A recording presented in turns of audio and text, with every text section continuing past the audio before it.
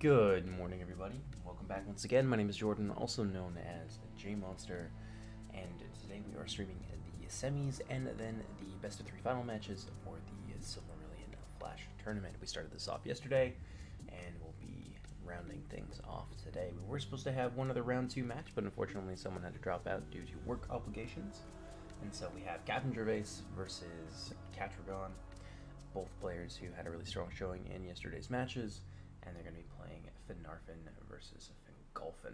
So a lot of big pointy sticks being bandied about in the lobby this morning. And what fashion am I going to take?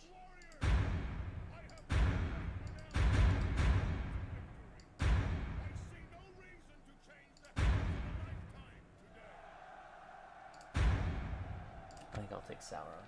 There we go.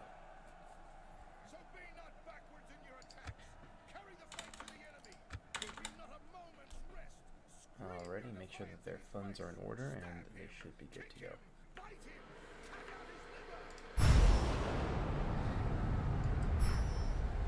As for this one, this is gonna be pretty interesting, I think.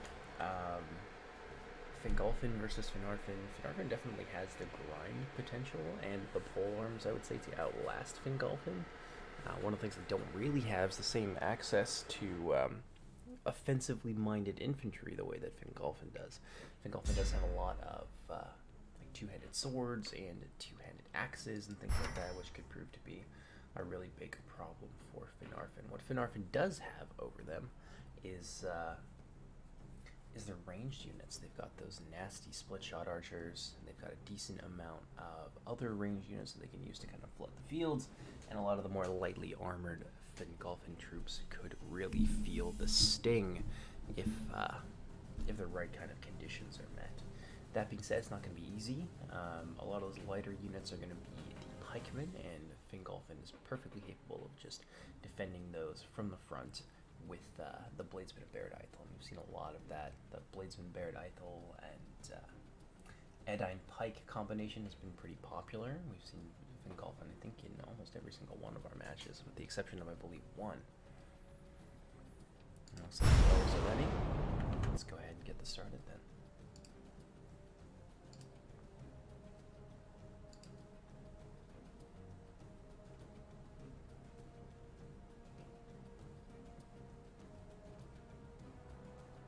Do we have both of the players in here?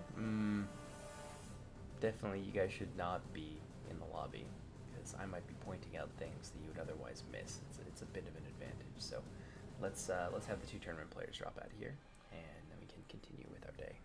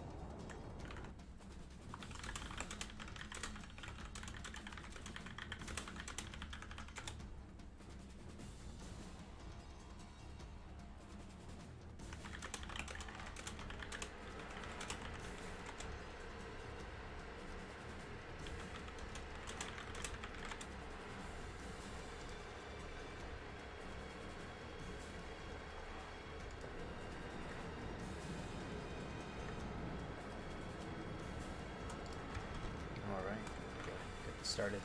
So let's have a little bit of a flyover of the map here. We're playing on the Vale of Weaver's Rest. There's obviously a lot going on in a lot of different places. You have some ruins over here. So far we haven't seen anybody try to take the ruins and force people to fight in them. Also a large hill here in the center that pretty well all factions have equal access to. I think Fingolfin's got a little bit, gets a little bit higher up on that hill than anyone else. More ruins, some hills here and there, some sort of large rolling and sloping hills. And then another set of ruins over on the opposite end to the other ones on the player 2 side. And that's really about it. There's a lot of scrub terrain, there's mud, there's forest. This whole area here can actually have hidden units in it, and both players should have access to that in some form. Yeah, it's an interesting little map.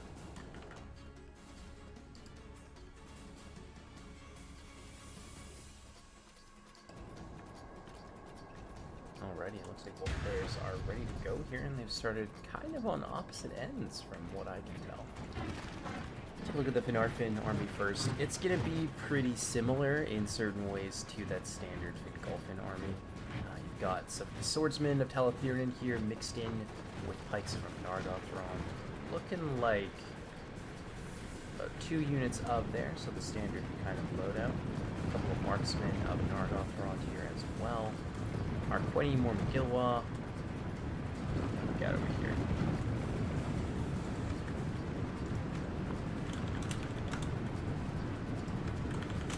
We have an issue here.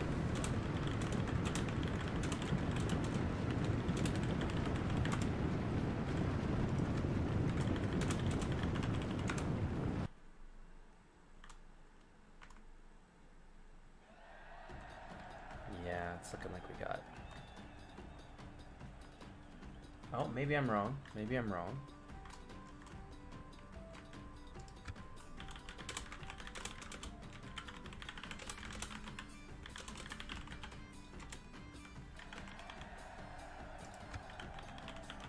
Well, this is what happens when you stay up late. The night before, you have to cast the tournament in the morning.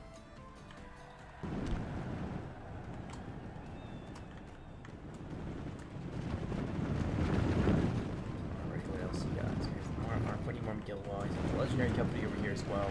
The host of Prince of Feyenoor or something like that. He's got some detachment swordsmen, which are going to be harassment javelins. He's got some hunter javelins and some more swordsmen, and he's also got a catapult. She's slipping up the hill here, and what is the Fingolfin army doing?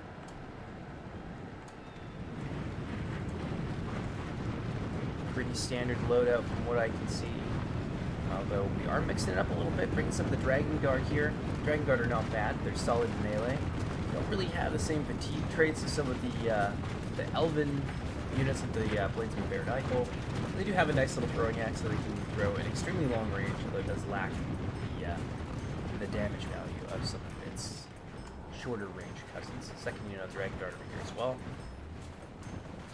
Looks like they're going to be standing in for some bladesmen, so I'm going to guess we've got about 2 bladesmen, a couple of marksmen out front, some of the spearmen as well, the birdsmen, just to... Actually, I'm not too sure why they're here. Mostly we've seen them be used as an anti-cavalry screen, and it's not like Finarfin has any cavalry to speak of. Herdsmen out on the wing, and they're going to be facing off against quite a lot of Finarfin infantry here, but it's looking like this is going to be a rush. Possibly a second or third unit of pikes, or is he just really split up his army here? Over here we have the marksmen of Nargothrond here coming under fire from the marksmen of Baird Eichel. These guys have a lot of armor though. They'll be able to take that on the chin for a while, although eventually that attrition damage will catch up to them. Got the catapults up here and ready to go. And another wing of Rex's army. He's just kind of standing out front here and taking it. Finarfin's pretty well able, especially the shielded units from the front like this. They can stand up to these volleys for quite some time. Let me just audio? Seems like it's okay. I can always talk a little bit louder as well. It's very early in the morning. Oh wow, really pouring fire into these Marksmen of Nargothrons. They're just not going to get any value if this kind of thing keeps happening. Full unit here of Wardens of Nargothrond, heavy armor-piercing spearmen. They're going to be matching up against their lesser counterparts here from Gorlom, and that's not going to go well for the men of Fingolfin. These guys turning around here. They probably don't want a piece of the Company of Prince Gwendor. Company of Prince Gwendor using their insane charge range to get that speed boost, and they're going to see those guys off pretty handily. Back here, the marksmen have now retreated into the tree line. Looks like a lot of that Fingolfin army has sort of strung itself out, coming forward, and now those marksmen are beginning to open up. Not too sure if this is the best thing for Rex, as he is now a little bit strung out. Some of these guys are taking some javelin volleys here, it seems, from the swordsmen. Yep. Not going to do a ton of damage to a lot of these units, but the lighter units will definitely feel the sting of those jabbies. Fingolfin arraying themselves in strength over here on their right wing, and I think this push is going to be more than enough to sweep away this part of Rex's army, and probably a very wise thing for them to do, as you can see here, catapult being to open up, not really hitting too much.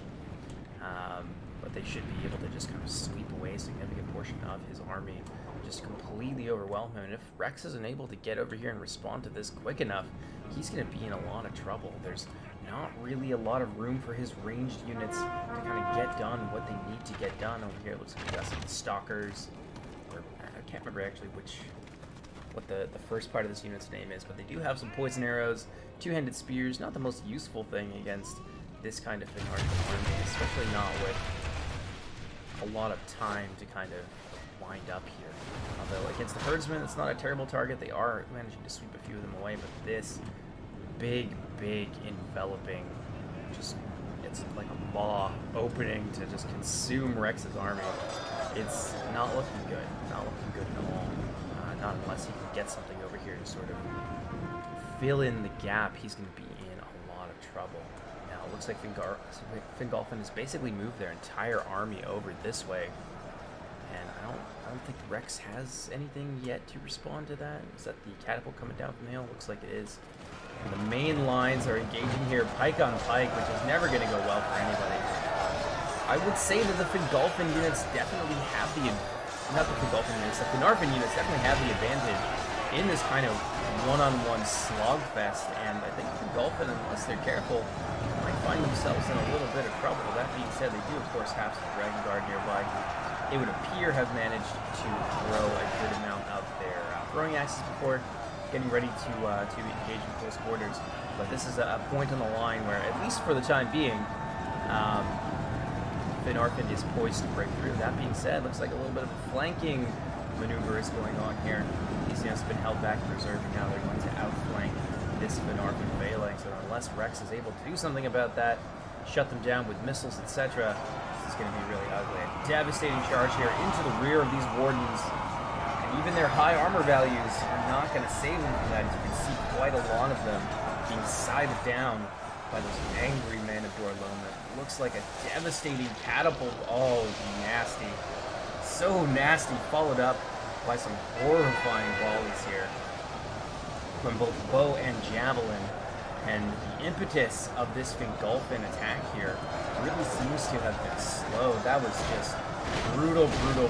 This is the High King's Guard here, the Ailimo Aransar, who are in serious danger. Fingolfin himself on those front lines, if he gets hit by that catapult, a lot of these Edain units are not going to have the stomach to continue to fight. Another nasty volley coming in. There's a lot of friendly fire in that one.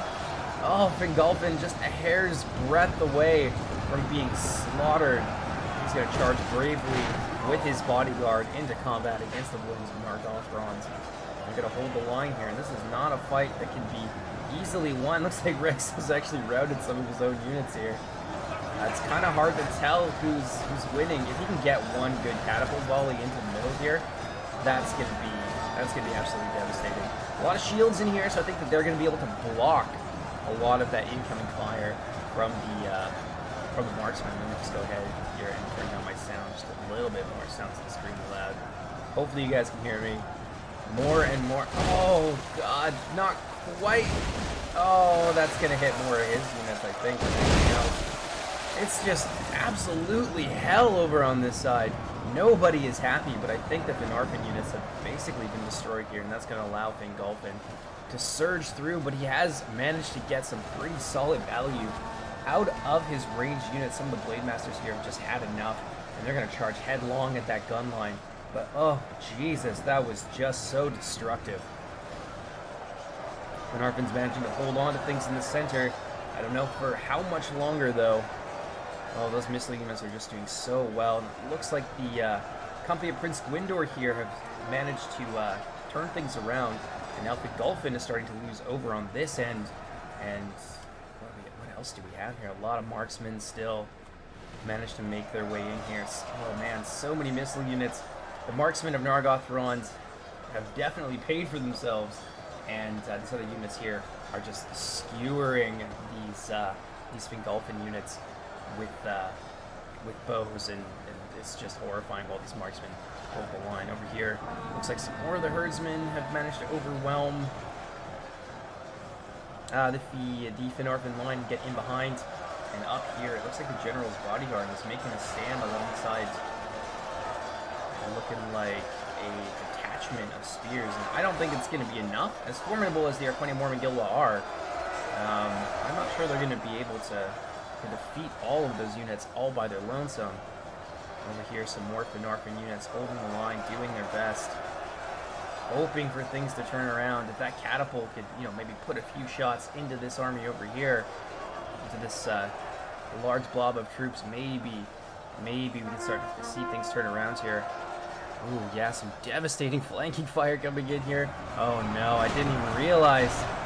Another unit of Dragon Guard here. And they're going to receive a countercharge from the Arqueni Mormungilwa, which is not going to be fun for them. You can see quite a lot of them have died off. But I think there's just enough weight of numbers here. Unless Rex is able to send something more significant than just a few arrows, I'm not sure it's going to be enough here. That being said, there are still some reserves here, and this is pretty significant. If the company of Prince Gwindor can... Oh no. Oh, it's so nasty. Oh, wow.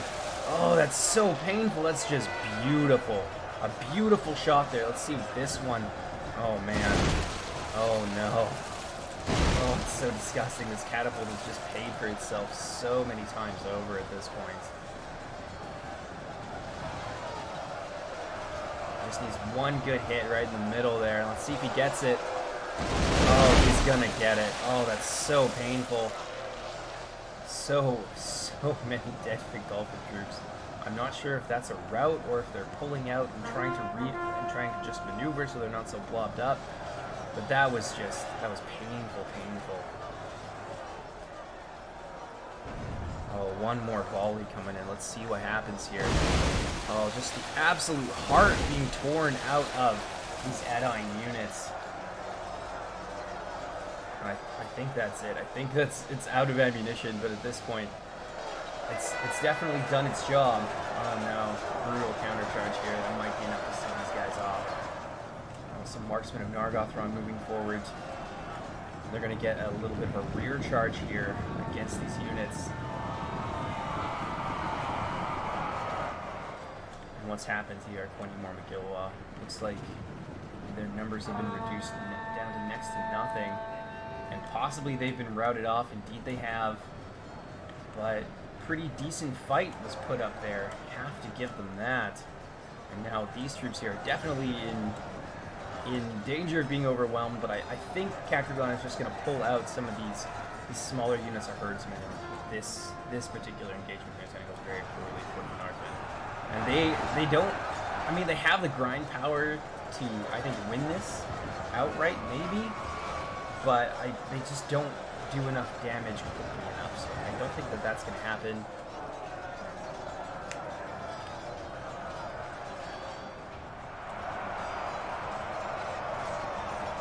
a lot of commitment over here. Get some of these fear-causing units in behind the Fingolfin army here. That might be enough. But I think this phalanx is going to ultimately get overwhelmed here. And it's just too many of these Fingolfin units.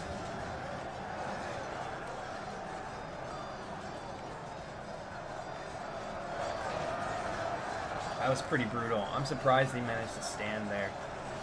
If he had just managed to get a hold of Fingolfin, wherever the hell he is.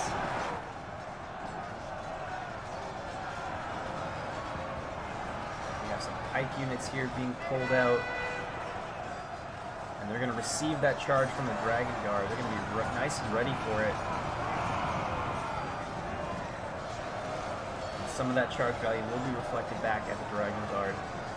Might be able to at least stop them, but I think critical mass has been reached here potentially. The company of Prince Gwendor managed to get in behind the lines. They are fear-causing. If he could just suss out where Fingolfin is and go and assassinate the High King, that would be something indeed. In fact, I don't even know where the High King is. Enemy General Paul, unless he's already dead. No, that's the House of Finarfin General.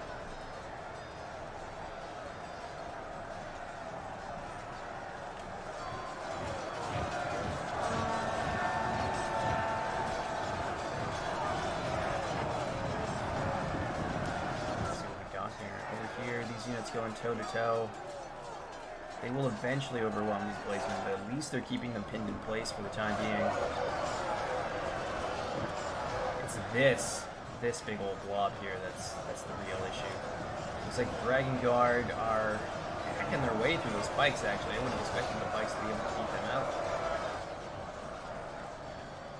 I think this one, man, I think this maybe came down to the little things. We definitely saw one of these units of herdsmen here just kind of ping-ponging back and forth.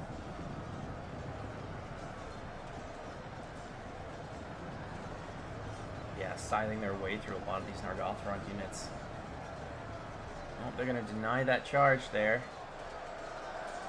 Just get stuck in with these units and hope for the best. Which is not a bad idea. It's the company of Prince Gwendor here that's really overwhelming what remains of these Fingolfin troops here, but I think this right here is going to be too much.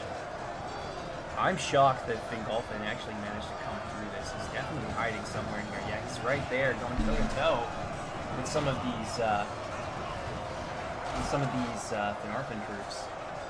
If only he could have been killed earlier on in the battle. Like when those catapult volleys were coming in, that would have been a mass rout easily.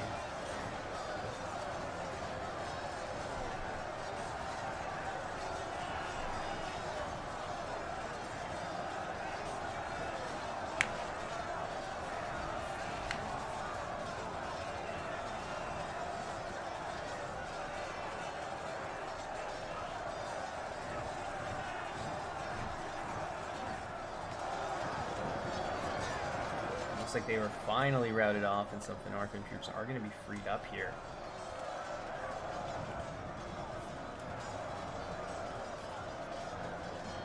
Let's see how this goes.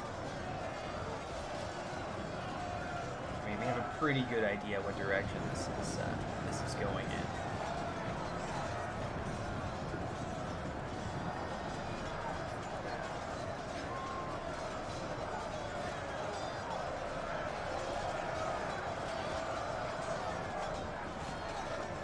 Heavy spearmen. They're slogging it out. They can definitely win that over time, but that's a lot of bladesmen still to come. These troops here managing to wrap around the phalanx. That was a crazy game. That was just so much pressure.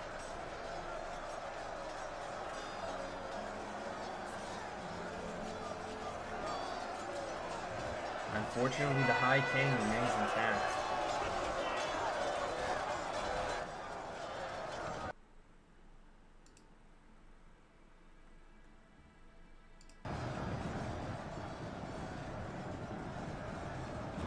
Those were just so juicy.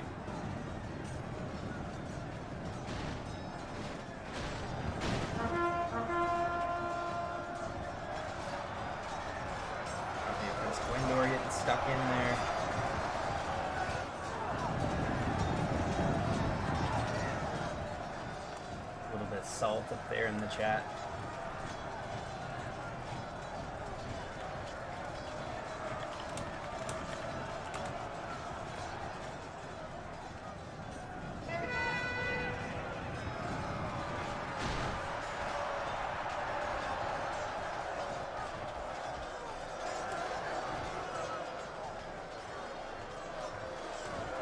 Last stand here, the legendary company of Prince Gwyndor. That's going to be GG.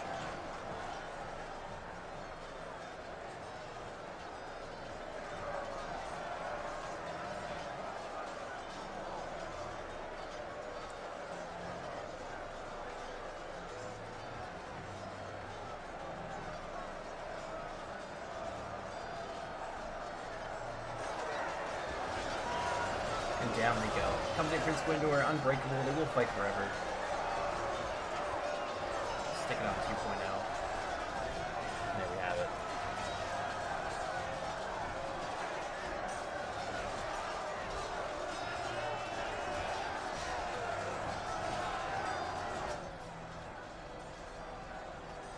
I am still shocked that he didn't manage to rout a significant portion of that Fingolfin line with some of those devastating catapult shots. That catapult probably pulled, 300-400 kills on its own, maybe.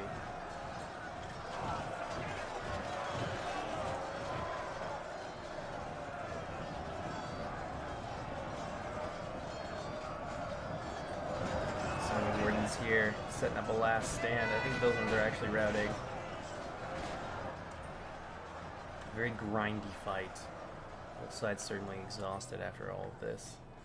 Really well played by Rex there. I'm quite shocked that the pressure from that catapult wasn't enough to break the Fingolfin side, but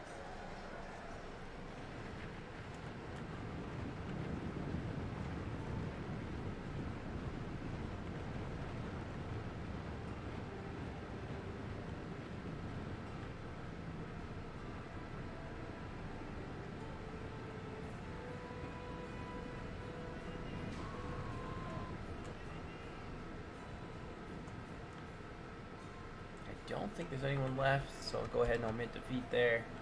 It's going to be GG for me. Goodbye, Sauron. Feel free to run away. Sauron, his little attendant there, floating along, clinging on to his buttocks as he flees from the field. Yeah, very, very surprising that those catapults weren't enough.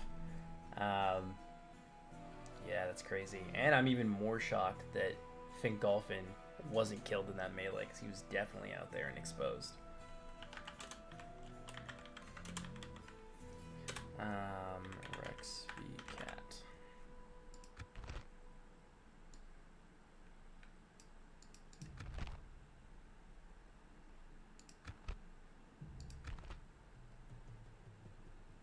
Rex being salty up in the chat. It's enough of that.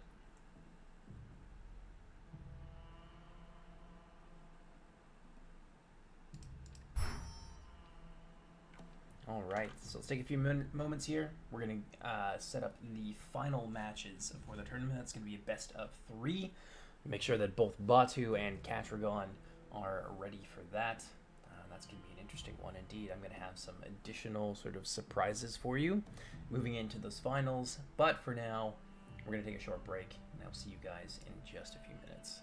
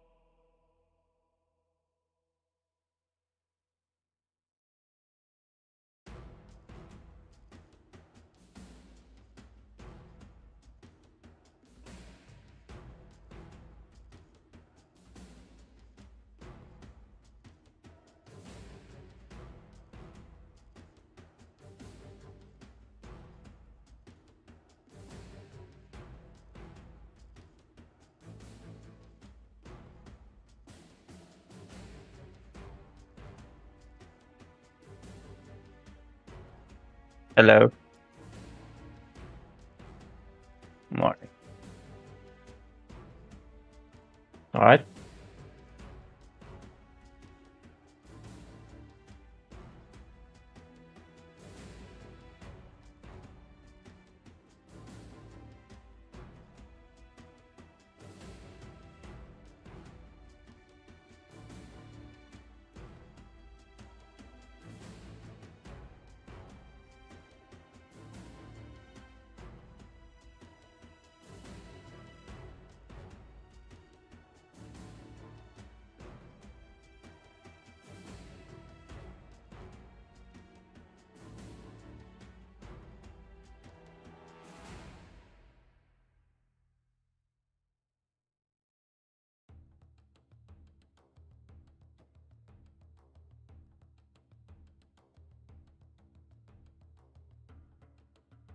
Hello.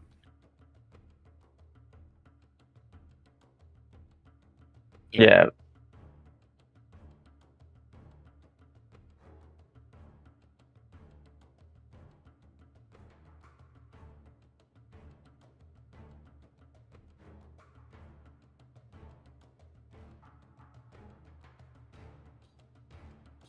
All right. Vox Fury.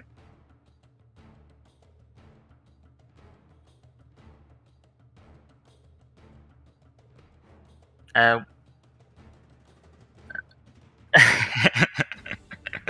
yeah, that was really Yeah. crazy, I must admit. Yeah. One thing to clarify. We pick and ban for every one of the 2 or 3 matches in the finals separately, right? So we ban for the first match, then everything gets resetted, and then we ban again. Okay. All right.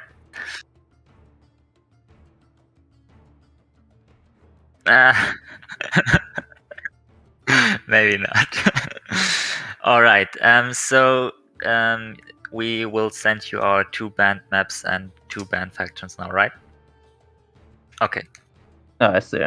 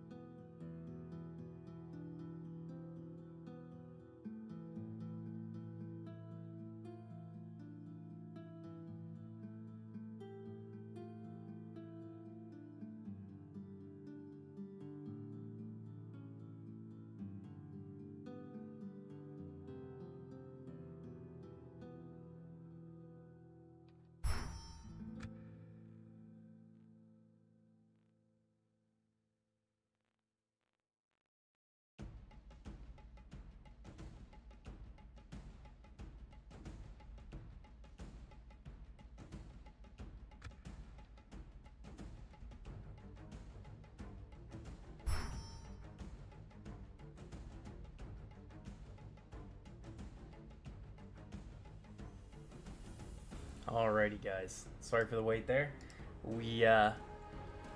So we have some new rules coming into here, but probably one of the more amusing things that's happened in the last couple of minutes is that both players have twice in a row picked the same faction, which means that I have to ban that faction to avoid counterpicking. So we're still trying to figure out our faction picks here, but I do have the game up, so we're just waiting for them to get that in order.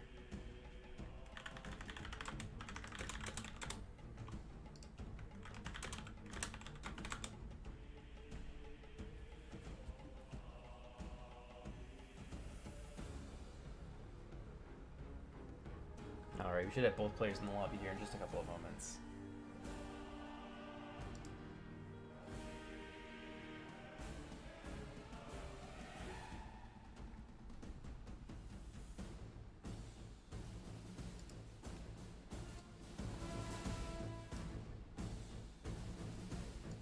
Alright, here. Both players have picked their factions. This is going to be Falas versus Gondolin, which is damn cool. This is going to be a best of 3, by the way, so this is not going to be the only match that we have here. But yes, so some of the additional rules. Because we've had players favoring one or two factions over the last while, I've gone ahead and just flat out banned those, so it's going to be a little bit more interesting going into the final 3 matches here.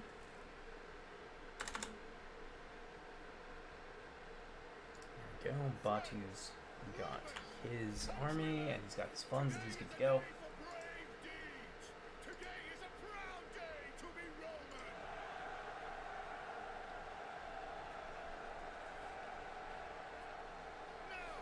Just waiting on Catrigon. Hopefully we don't have any lobby issues. But yeah, so and both players picked the same faction twice in a row. We have that additional ban, so that's 7 factions that are banned right now. We're going to be redoing the map picks and the bans as we move forward, but we will be cutting out Fingolfin just to kind of mix it up a little bit, force people out of their comfort zone.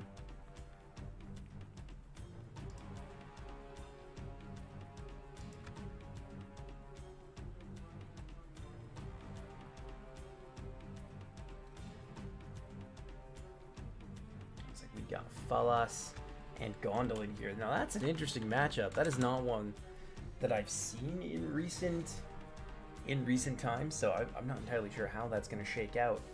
Falas obviously they can bring a lot of numbers. They're another mid-tier focus faction. They've got a lot of jabbies. They've got a lot of solid spear units. They just have a nice little mix of things. The only thing that they're kind of lacking in is Lancer Cav, and that's the one thing that Gondolin actually has. What Falas does have, of course, is some pretty solid melee cav. They've got a medium melee cavalry that's high tier. It's more than enough to see off the Knights of Gondolin, although the Knights of Gondolin have pretty solid armor values, so that won't be easy for sword arm cavalry to hack their way through. So that could end up being a little bit of a slog for quite some time. Let's go ahead and review some of the Falas roster here. They've also got some pretty cheap macemen you can buff up, and because they're so cheap, you can actually give them a chevron, so you can give them easily 4 extra attack. So they're going to be sitting at about 12 or so damage there. Light infantry, pretty quick, good at hiding in woods. Now the map that we're on actually has a decent amount of woods, so units like, or from the Brythonbar tier, they all get bonuses in woods. They're not the worst thing to have in this. Of course, we have the Spearmen of Brythonbar, nice little cheap holding units that can bog down some of the cheaper units like the Guardsmen of the Harp for an extended period of time. And then they've got some of their more heavy-hitting units, such as the Arankir Limb and the Nobles of Baelor. That being said, they don't have a lot of AP outside of the Seafarers of Brythonbar. In fact, I believe that is their one and only AP unit outside of the Projectiles and Marines of Eglarest. So a heavily armored Gondolin army could actually, weather the storm here. I mean, I suppose they have the Marines of Brythonbar who have AP harassment javelins, but it's only 2 damage, and it's not really gonna be enough against some of the high shield values and armor values, even though they will be cut in half, that Gondolin can bring to the table. They've really got their pick of the litter here. I mean, they can go double catapults. Really, we've seen catapults just be disgustingly strong in this, especially once the lines clash and you can maneuver them into like a close range position. It's kind of a it's been a very interesting use of catapults so far that I think is going to start defining. Maybe I've just been out of touch and this has already happened, but I could very easily see this defining the meta moving forward. People just using these kind of closer range assault catapults to just blow people's lines apart, and it does seem to be an efficient use of the limited ammunition of these catapults. You don't generally want to just kind of throw it away on a lot of near misses from extremely long range. Sometimes it works, sometimes it doesn't, but it's much more reliable to just kind of bring them up there after you've tied up many of the enemy units. That being said, Falas does kind of suffer from that Finarfin issue in that a lot of these units are not extremely offensive. Warriors of Eglarest and Aron-Kirlim and the Seafarers of Berthambar and even the Marksmen of Balar are all pretty good, especially when upgraded. But the Gondolin units are just, they're already better from the get-go without the upgrade. So this is going to be a tough fight, I think, for Batu, or rather for Catrigon. But he's got a little bit of leeway. He can have up to 2 losses before he drops out of this tournament. So even if it doesn't turn out this time, he does have that sort of 6+ redemption saving throw. So we'll see how that works out for him. Gondolin, on the other hand, I mean, it's not impossible for the Falas to beat them and just simply overwhelm them with numbers. One of the kind of nastier things that I think will be hard for the Falathrim to deal with is going to be units like the Champions of the Fountain. They've got, and Champions of the Fountain and the Lords of the Golden Flower, a big old like blob of them, a heavy metal rush army like that. Not going to be easy for the Falathrim to really deal with once they get stuck in melee. There's going to be that brief window where a lot of that Falathrim mid-range power can be brought to bear in a really significant way, but if Gondolin is able to present enough targets, then they can kind of spread that fire out across a whole bunch of units, and then it just ends up not being enough, and then they win the melee grind outright. But we'll see how that goes. They also have the possibility to bring some of their own catapults, and their crews are a little bit better. A lot of chaff grinding potential here as well, but some of the things they obviously want to look out for from the Falathrim are going to be the Nobles of Balar. Obviously, polearm units like that, huge force multiplier, especially when you upgrade their attack. They're looking at like 13 attack, and all those different ranks are going to be attacking all at once.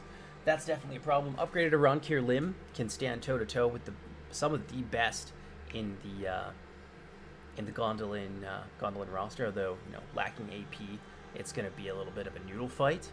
But some of these other units here, like the Marines of Berthambar, massed Marines of Berthambar, can obviously be a very big problem for some of the raw units in the Gondolin roster. A lot of the lighter units, Scouts of the Tree and things like that. Scouts of the Tree don't really outrange the Marines of Berthambar by a whole lot, and then being able to be brought to bear all at the same time can obviously be a problem. Melee cavalry, even though they don't have lances, you know, rear charges into the back of a lot of these Gondolin infantry. I mean, a lot of them rely very heavily, as do many of the units in the mod, on their melee skill.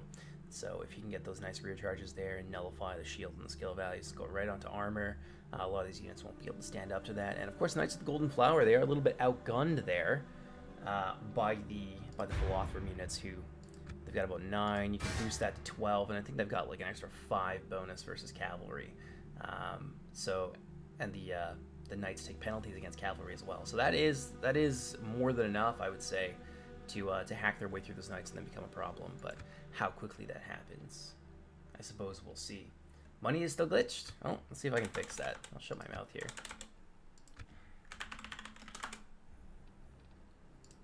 Anyway, let's go ahead here and pick a faction. I'd like to show off some of the cooler units in the mod. Let's go ahead and pick the Grieving Sons. They're pretty damn cool.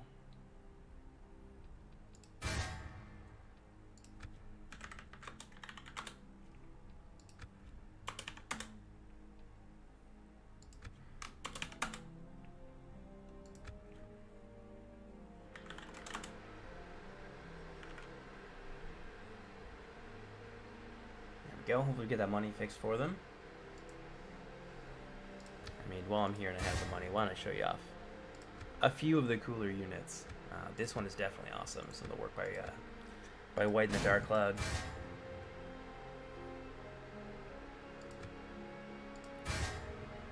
There you go. You have a good look at a lot of the best of the Valinor roster. And the Shoal Hunters are neat too, why not? It's a unit I worked on myself.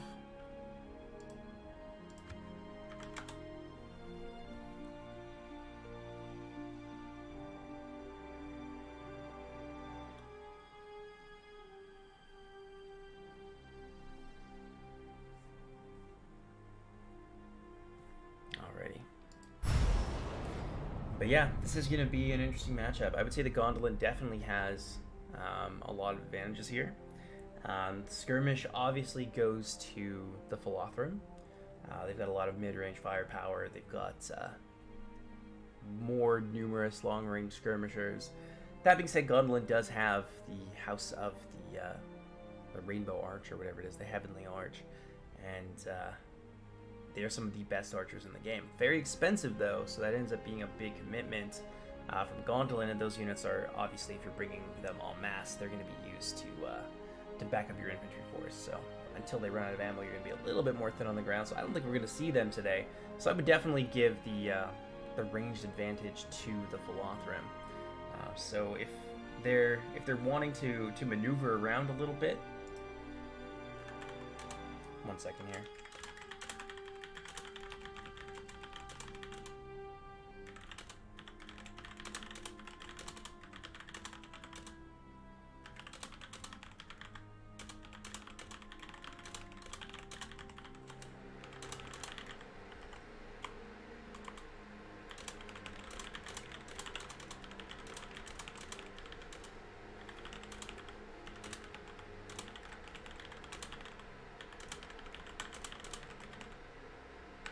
Spell maneuver properly.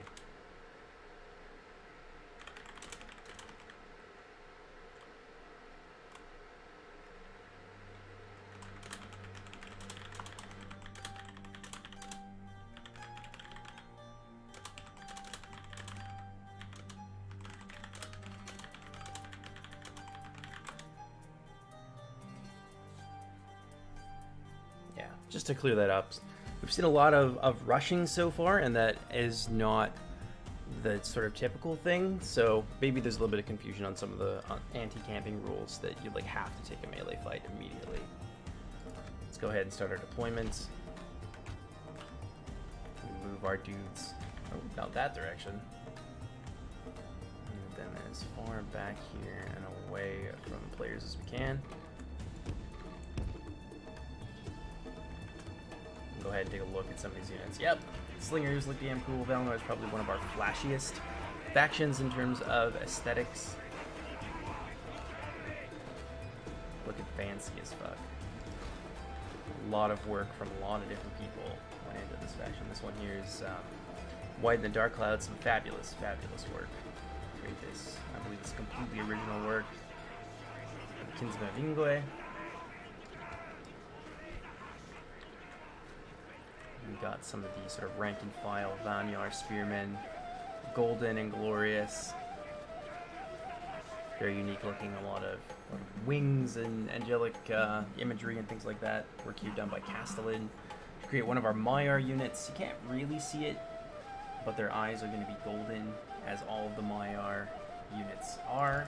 If you want to look at the general here, got the Herald of the Valor. You can see those striking golden eyes and that white sheaf of hair. And it's a very cool looking spear, which I would love to use in some more units for Valinor come the campaign. More work here by Castellan. I did some reskinning on this in Photoshop.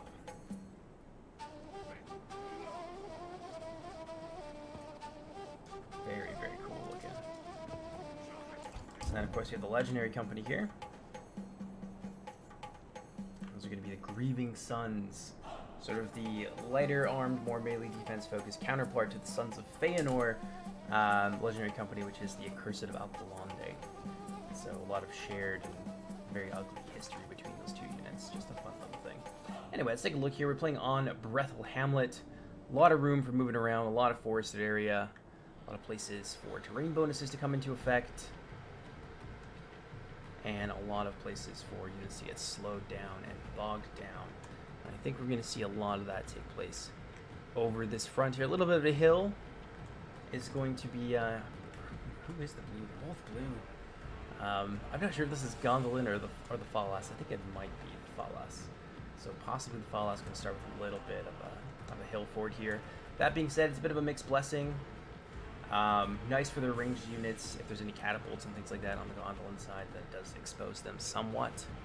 And then down here, we've got more hidden terrain and things like that, so some more ambush options for this player than there are over on this side. I think they're quite limited. I don't know if they actually have any ambush options in their immediate vicinity. A little bit over here on the extreme left for whichever player that happens to be. And then there's a little bit of a hill here as well that can potentially come into play. I suppose if they really wanted to, they could sit back here and hide. Or they could try and draw their opponent backwards. We'll see what ends up happening.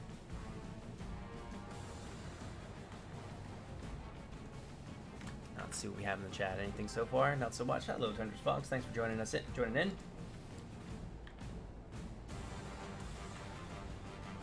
A little bit more terrain here. These things are going to be like blockers, so they will block units from, I think, moving directly through them. But I believe you can move through some of the narrow areas here between the ruins and the rocks.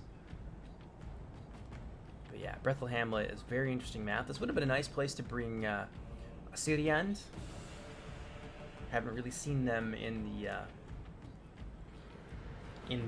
tournament so far, and I think maybe some misconceptions regarding the anti-camping rules have maybe contributed to that, since, you know, Assyrian is going to want to kite in a lot of cases, since they can't really take that melee fight right away.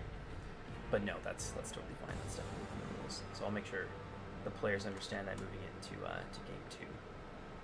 They want to employ some different kinds of strategies. Beautiful day here out in the Brethel Hamlet. I'm here for it.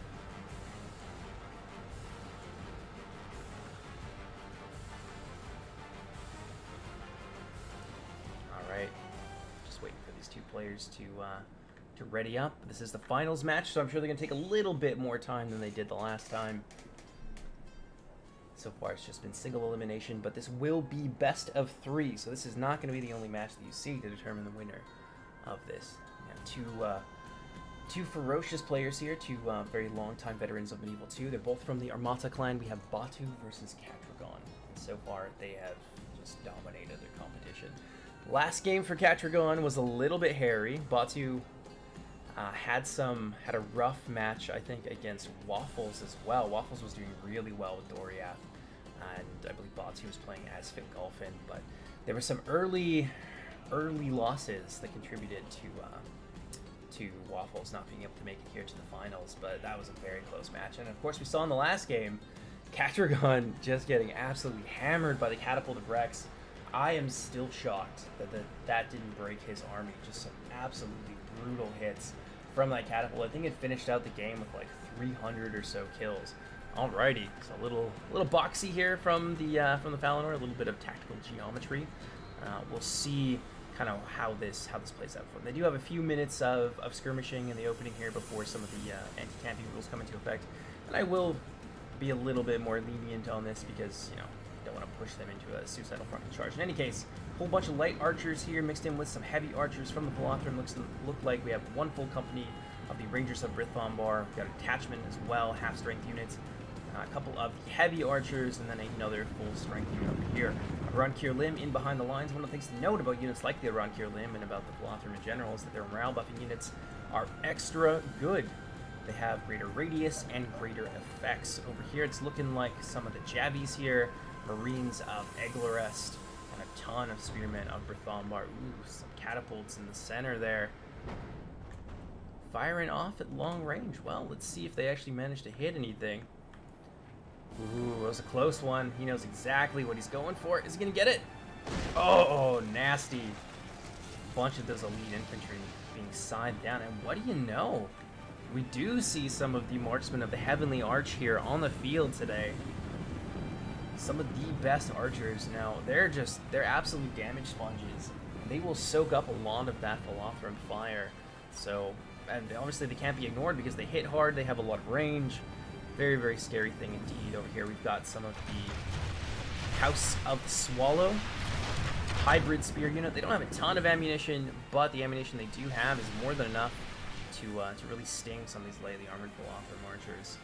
We'll see how the skirmish phase works out here. A lot of slingers moving forward, and it looks like they're just going to try and bull rush some of these lighter archers because, of course, they can't all be killed quick enough to stop them and render them combat ineffective. So let's see what happens here. Some focus fire would obviously be extremely problematic for them, but it looks like the attention of the heavier archers is going to be a little bit elsewhere. So I think that this maneuver here, very aggressive from Batu and Gondolin, I think this is probably going to be relatively effective. It might definitely pay some dividends here. You might be able to bully the Philothrum lineup backwards.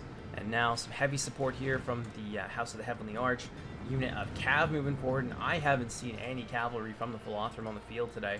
So they've just given that up entirely, and now aggressive push here with these Lancers from the House of the Golden Flower. Slingers have managed to get themselves into range, and this is looking ugly. I think this unit here is just going to get completely swept away. That being said, if he can get back there quick enough... Oh, they're going to suddenly misdirect. And this is, again, a nice little tactic here, is when you're being charged down like this, you just move backwards. Oh, some devastating javelin volleys. Absolutely destructive. Looks like a little bit of bait here, but they are going to charge home against some of these heavy archers, but I don't think they're going to want to stick around there for very long. Looks like about half the unit slaughtered by those jabbies. Very nice aggressive push here from the Gondolin room, but it isn't looking like it's really paying off for them. A little bit of a feint there, not sure if that was intentional or not, but now Gondolin moving forward hard.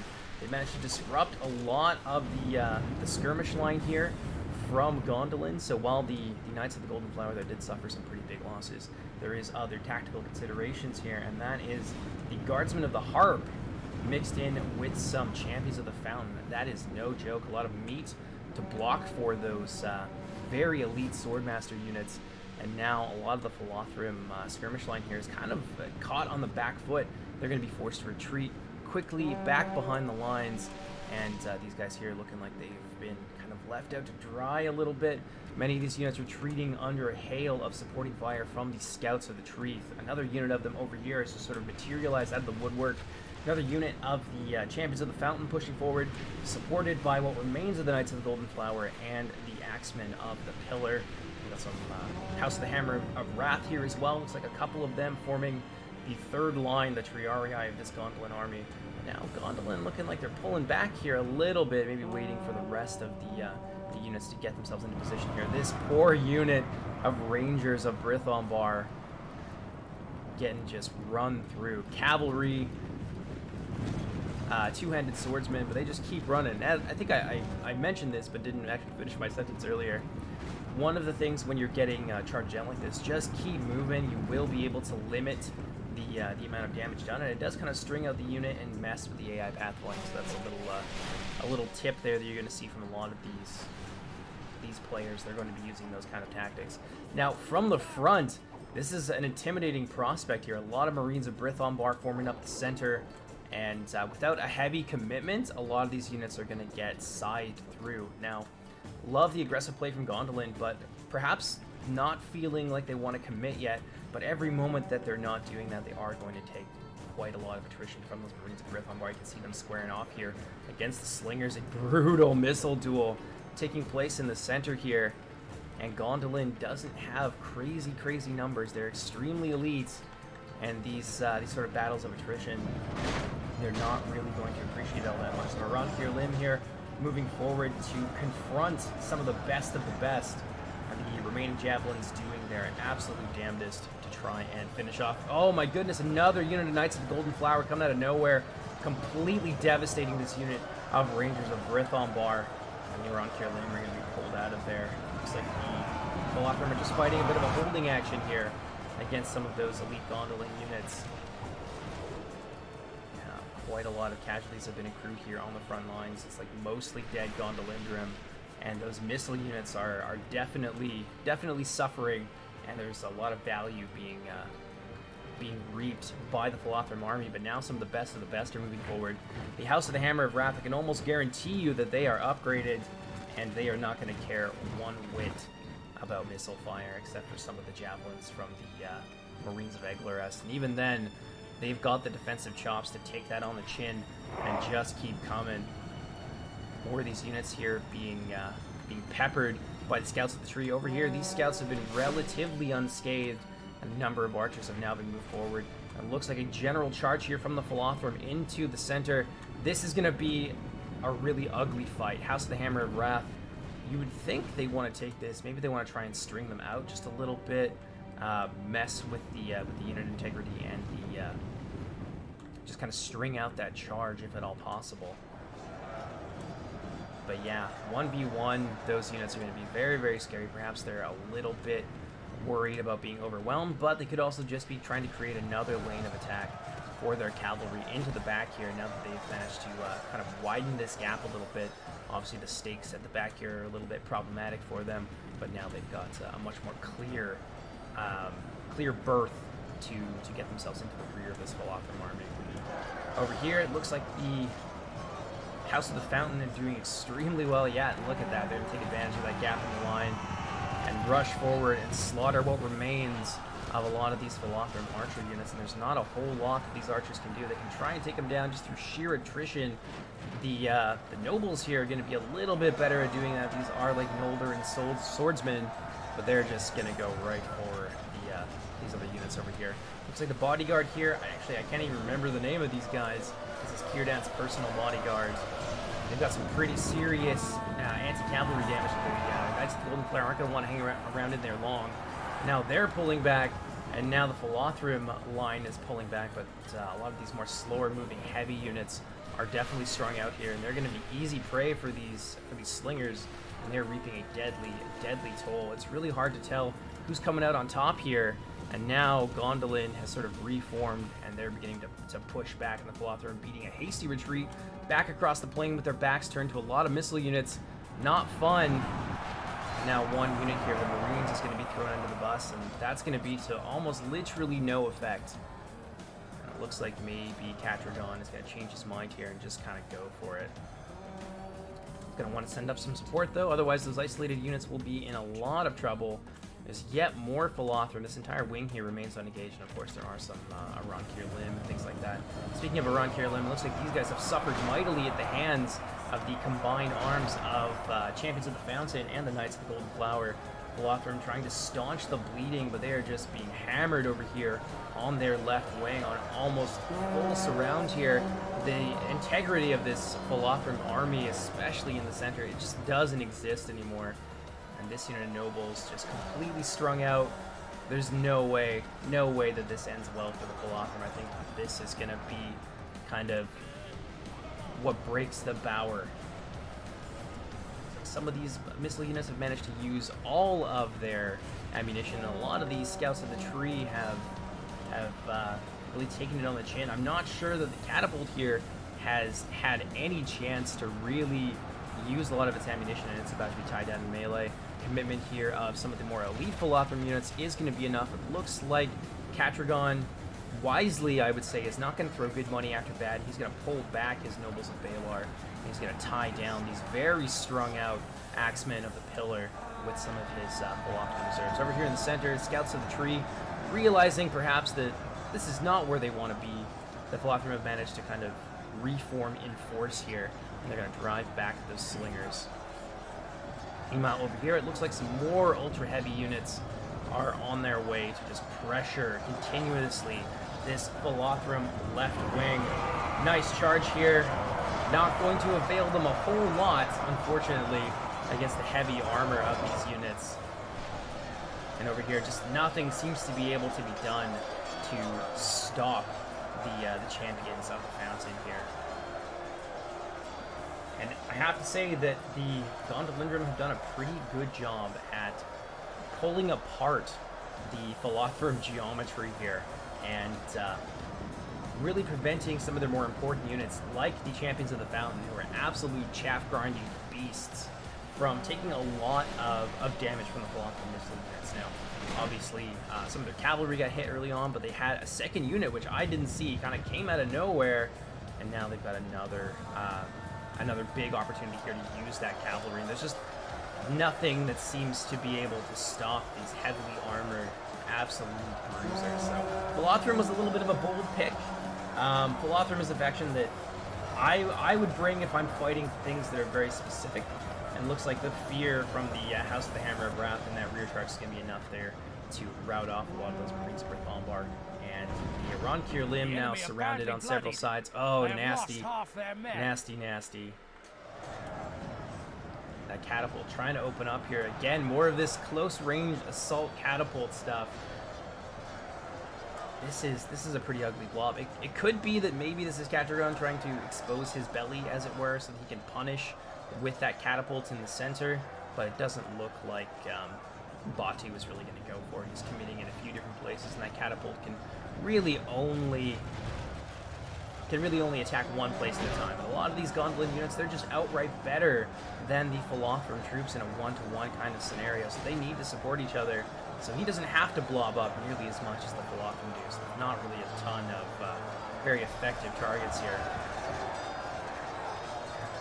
Now some nobles moving into the fight. They will be able to do pretty well with the force multiplier of Spear Wall, but it's only a matter of time before a lot of this, I think, begins to collapse. And now some of the marksmen are moving forward. They've done their part, used up all of their ammunition. It looks like maybe these units of spearmen here are going to get thrown under the bus, potentially. Ooh, yeah, it's not an amazing angle, but if he can put it right down the side of these champions, that's obviously going to hurt a lot. But I think he's got a general's bodyguard in there. He wouldn't want to nuke his own general. We'll see what happens. There's obviously a big opportunity here for cavalry to be a pain. Oh, nasty, nasty. Big charge from the Cav here into the Arankir limb. They're definitely going to feel that, and that's going to just cave in a significant number of those heavily armored Philothrum elites, some of the best that they have. And he's only going to get one shot at this. Great shots there from the catapult, but it's not going to be enough. The House of the Hammer of Wrath are going to be in there against that catapult, and that is going to be all she wrote. And it looks like cresting the hill here, more of the Gondolin units. The House of the Hammer of Wrath don't seem like they've taken a ton of losses. It's strange to me that we saw so many spear and sword units and not a lot of the anti-armor ones that would have been quite helpful against units like the House of the Hammer of Wrath and the House of the Pillar of Snow, both of whom have relatively low melee defense values and not the highest shield values to boot. And no cavalry from the Philothrum either, really just handed over the initiative to the Gondolindrum. Having those two units of cavalry, it really did prove decisive. I would not be surprised if those units are going to walk away from this with hundreds upon hundreds of kills. And they really just messed up that opening kind of Philothrum skirmish game. And were able to just, be so fast and just pressure all of these, all of their skirmish units, and that was followed up with infantry, and they all supported each other really nicely. It's definitely a shame for the Philothrum. There are places where they are managing to win here. The Arankir limb doing very nicely in support of the nobles. Those are like the best of the best. Oh, this poor unit of archers here. Not long for this world, and that's going to be GG, I think. Yeah, the Philothrum being overrun, the catapult crew has been scattered. These marksmen are really just playing for time at this point. Philothrum spear units over on this end are just completely surrounded by just a single unit of marksmen of the Heavenly Arch. These guys being attacked in the rear. Oh, looks like some of the Cavs at least gonna go down. That one unit that got mauled early on, only now just being taken care of. And of course, there's still another knight marauding around. And over here, heavy losses, especially from that catapult. And it's not quite over yet, but the champions of the Fountain have proved decisive, as I thought they would. Kierden's bodyguard over here fighting to the finish alongside some of the nobles, and they're putting up a good fight. This is where the Gondolin elites have really been stopped, wherever the nobles of Balar and the Arankir Lin have been present. That's where they've managed to kind of slow them down. But they ended up just getting so strung out. That back and forth over the center there was just absolutely epic, Our men though. have slain the enemy general. And down goes Without him, Kierden. his troops And will I think lose their will to fight. with that, the resolve of the Finarfin to fight on is going to completely collapse.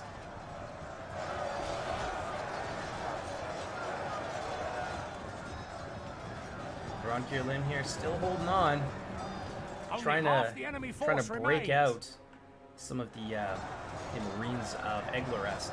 You gotta say, these Gondolin have been in like 10 places at once. I think he only had the 2 units.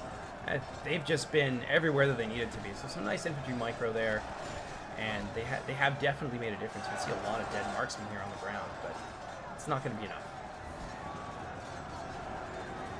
Very bloody indeed. It looks like the Gondolin are going to take this one. And we're going to move into round 2. And that one is going to be for all the marbles.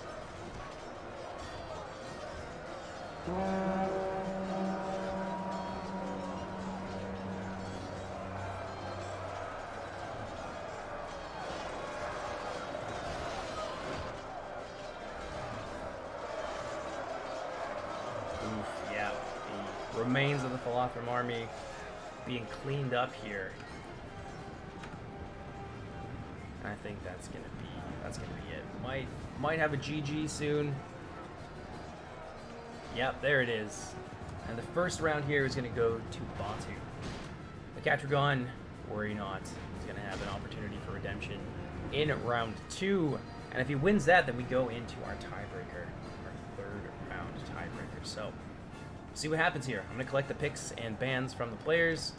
Go ahead and admit defeat Our here. general shames us all. He flees battle while his soldiers still fight.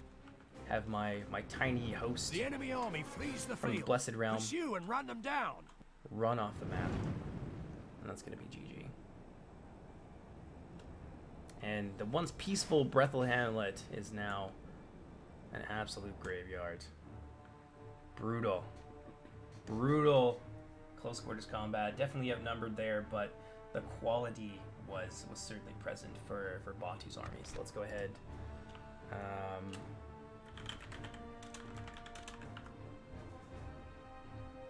Final round 1.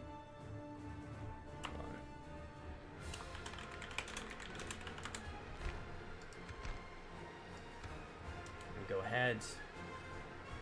Dip out of here, and then I will set up the lobby for the next game. It's going to take me a couple of minutes here, just while I collect picks and bans from both of the players. Just give me a few minutes, and we'll get the lobby set up. I will see you guys in a moment.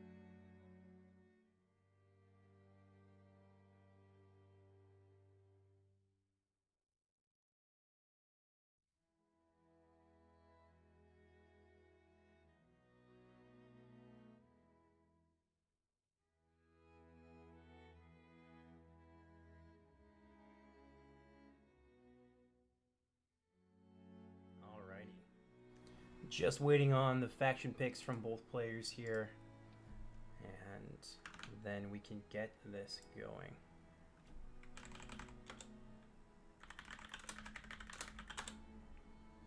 Oh my god. So they both picked the same faction again. So that faction is banned, and now we have to have them both pick again.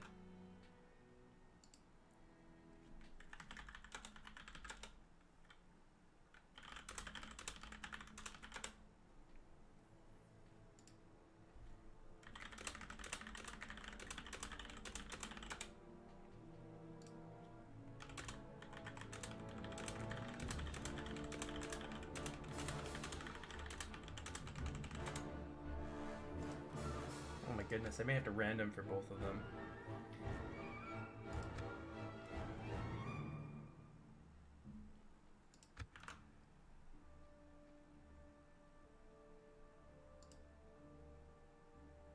Wait for it.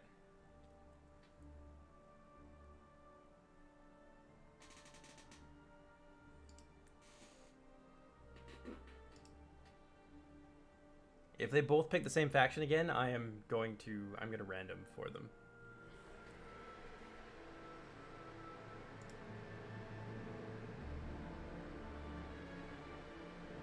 Yeah, John. You'll definitely see them in game eventually.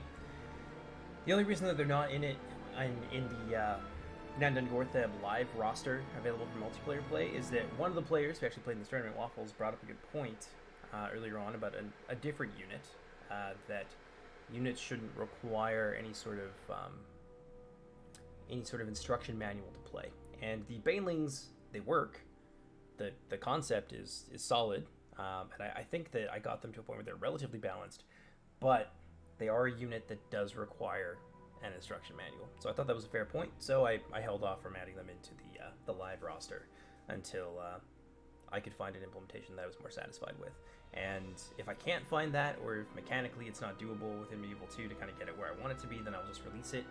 I'll release a tutorial video on how to use it, and people can just kind of roll with it from there. And I'm sure we'll have many amusing anecdotes about people blowing themselves up with their own Banelings, because that's definitely something that I have done.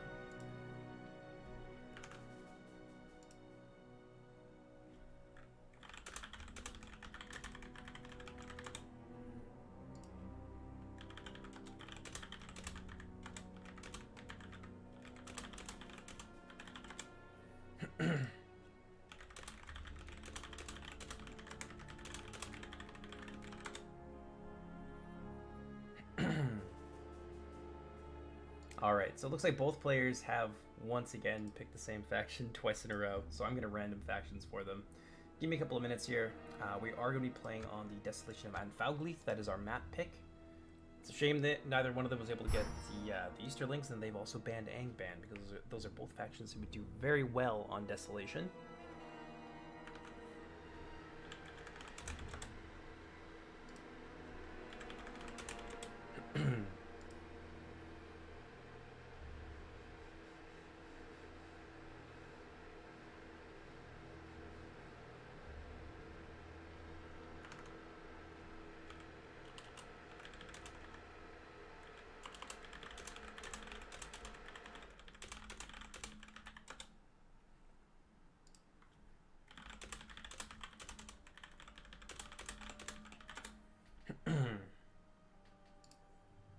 Yeah, I suppose that's one of the dangers of playing with clanmates who both have very similar styles of play, and who play together a lot, is that they know what the other person wants to play and what they want to pick, so they ban those outright, and then they try to get the factions that they both like, that they're both good with, and now they've just sort of tapped out all of those options. So I'm going to random for them. Each player is going to get a reroll if they don't like the random result, and yeah, we'll see how it goes.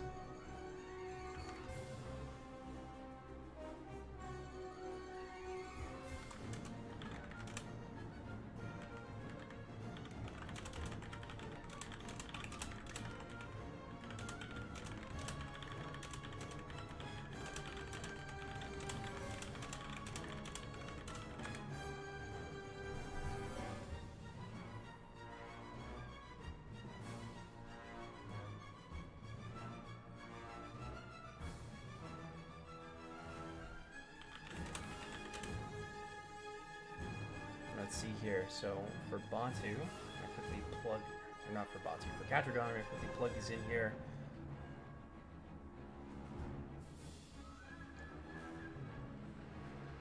And he's gonna get the Avari.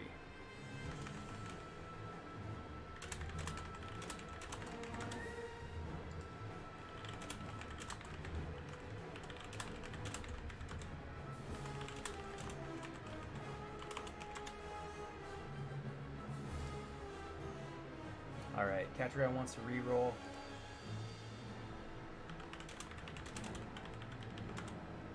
Let's see what he gets.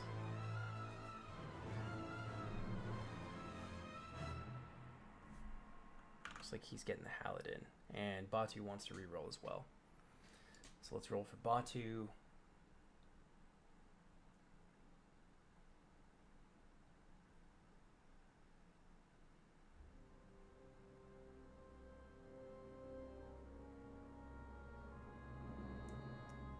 Okay, that one's banned, so let's see what we got here. Our options are pretty limited. We've got a lot of banned factions here.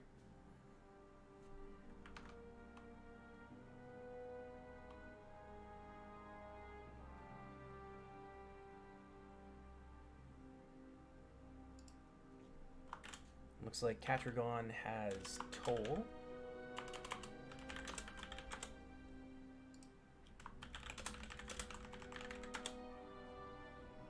And Batu has the Halidon.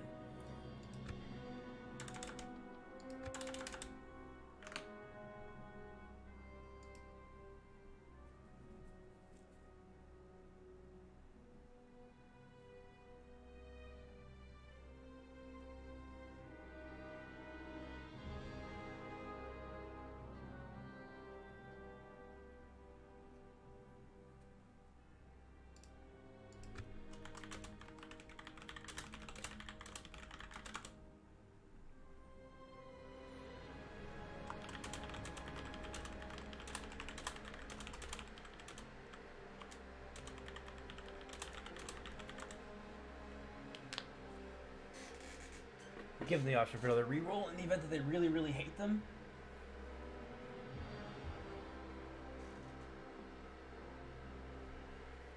Just because it's a little bit unorthodox, but yeah, twice in a row now they banned the same factions and they picked the same factions, which means I have to ban them, because otherwise they just counterpick each other. So at the very least, Toll versus Halidon is not the worst matchup. It is certainly one that can go the way of either faction. Neither really have a ton of skirmish potential, although Toll has a slight edge in that their archers are cheap and fairly numerous. And they both have pretty good cavalry. The Toll cavalry is definitely better, but the Halidon have some serious aces in the hole. And they've got a lot of ways of dealing with elephants as well. The Berserkers are extremely fearsome, and if they surround Sauron, that's gonna be all she wrote for dear old Sauron. And they've got a lot of chaff grinding potential. Their infantry definitely far superior. They've got adequate cavalry. That won't be an easy one for Toll.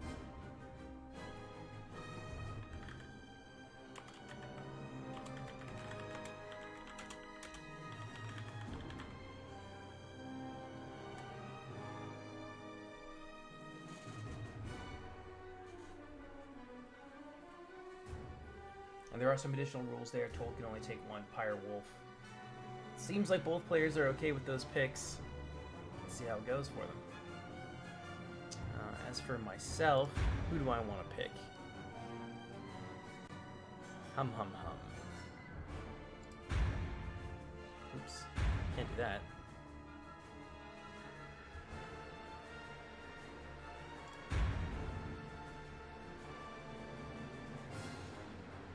Why don't I take these nasty boys here?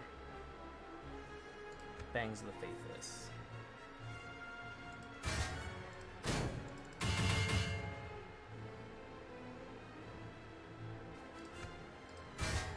I'll take some Salamanders too, because why not?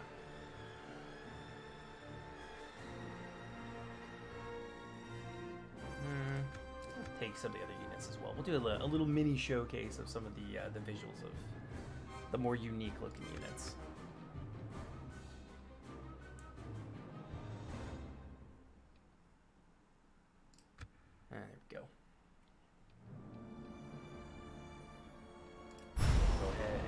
start. Just gonna be waiting on those other players here. Let's see what chat has to say. That was a crazy last game.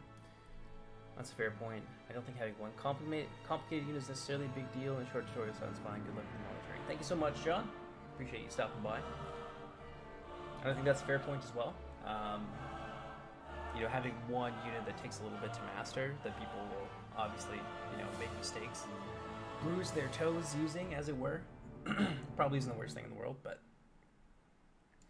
yeah, it is. It is worth noting that, you know, in general, is something that I try to avoid is making units, you know, too overly complex that people can't use them. We do have a couple units that are sort of higher skill cap like that. I would say the those Mithra Marchers, the Bane of the Incomers, can be a little bit tricky. Mangonels can be a little bit tricky, because you need to understand the spacing on them quite well. It's not as straightforward fire and forget as catapults are. Iron Drakes and things like that. So we do a few units. I wasn't too comfortable adding another one in that, you know, has a big learning curve, but maybe it's not the worst thing in the world, right?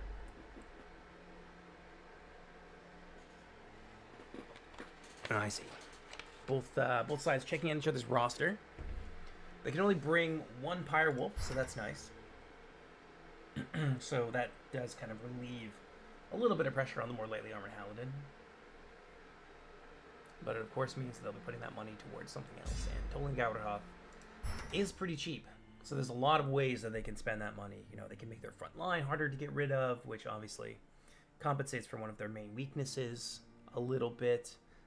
They can bring some more of their other big scary units. Sauron, some of their heavy cavalry, Thranshik warlords, and things like that.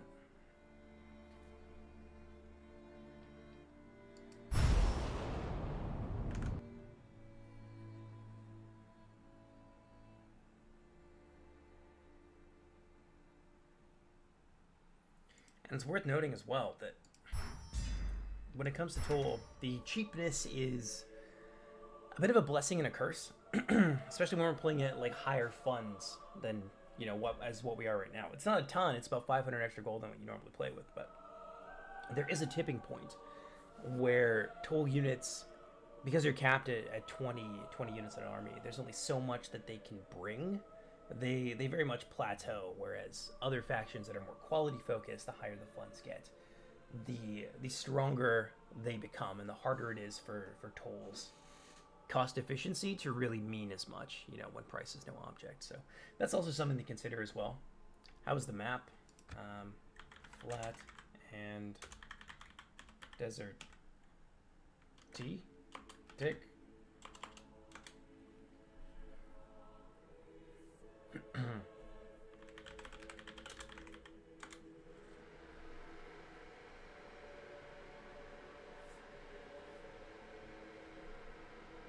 There are some hills definitely in the Desolation of Anfauglith, but because we have 3 people, it's going to shake up the deployment zones a little bit, and we've played on this map. Like, this is one of our standard tournament maps, so it should be just fine. I don't think anyone will have any issues with it. This is going to be a mobility battle anyway.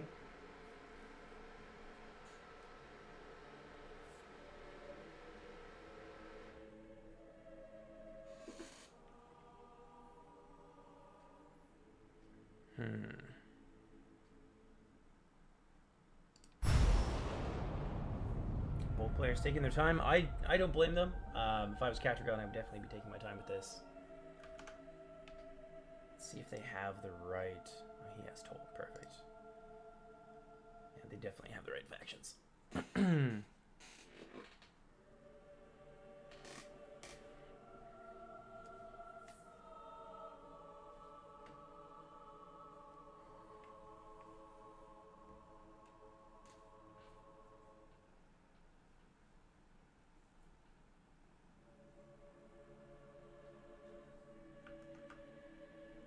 We're just waiting on them here. I don't think there's too much to say else about the dynamic between these two factions. Halidon, of course, they're going to want to get stuck in eventually. They don't have a ton of skirmishing power, but they do have the tools necessary to support an infantry rush. They've got pretty good cavalry. The chariots as well are a really big ace in the hole for them that can kind of even the odds against the Tolan Gauderhoth cavalry.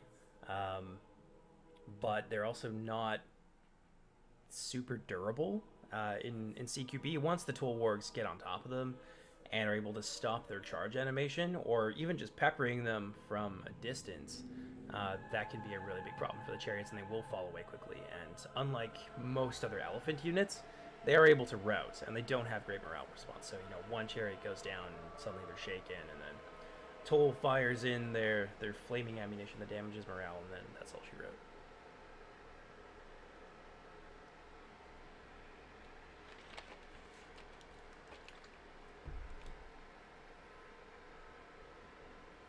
I don't think either side is going to get any sort of particularly strong terrain bonuses.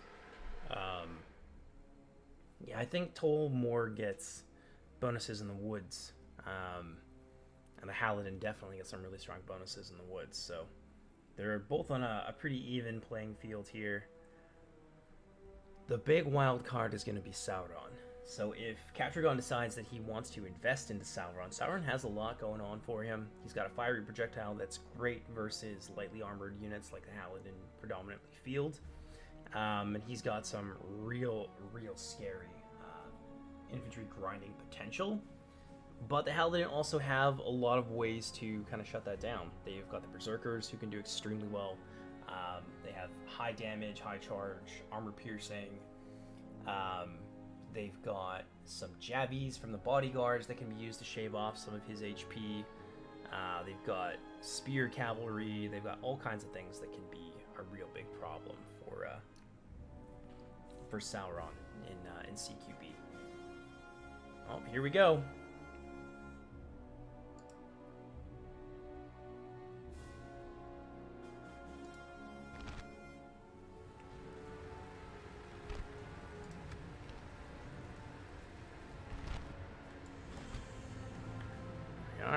Let's stick myself in this little ravine here, and we'll take a look at some of these units while we wait for the two players to set up. This here is some of the work of Skyly. These are the more lightly armored units. Currently, they have sort of the Ulfang units have a more eastern bent to them. Actually, they all kind of do. That is something that we're looking to change. We kind of played around with that based on some passages from the source material, and now we decided to go with more of a Germanic barbarian from over the Rhine look. So that is something that will be updated in the future. Whether or not these units, stay in the mod, I would say that they are. I don't like to waste people's hard work, so you can definitely see them, or you definitely may see them return as some campaign-only units from. But they might not necessarily be classified as Easterlings. Over here, got some of the throwing axe units. A lot of these units are going to be armed with Valkses, which is a weapon type that's unique to the Easterlings. High damage, high charge, but not a lot of melee defense, and they're not armor piercing. But they look damn cool. They look kind of like Shredder from Ninja Turtles. Maybe dating myself a little bit there. Some Falksmen over here. These ones are actually unbreakable, so they're a really useful chaff unit. Sons of Ulfang, very scary looking Falks in here. These ones are actually AP, so they make solid can openers. In fact, their Falks kind of looks like a can opener, so very fitting for them. Now here we have the Despoilers of Dorkrantir. They can rout, but they have solid numbers, solid charge values, and they also cause fear, so they can make some pretty solid shock troops and flanking units. And then, of course, we have the Legendary Company, who are now covered in sand. So the Fangs of the Faithless. A scary little bow unit. They've got a lot of survivability at range.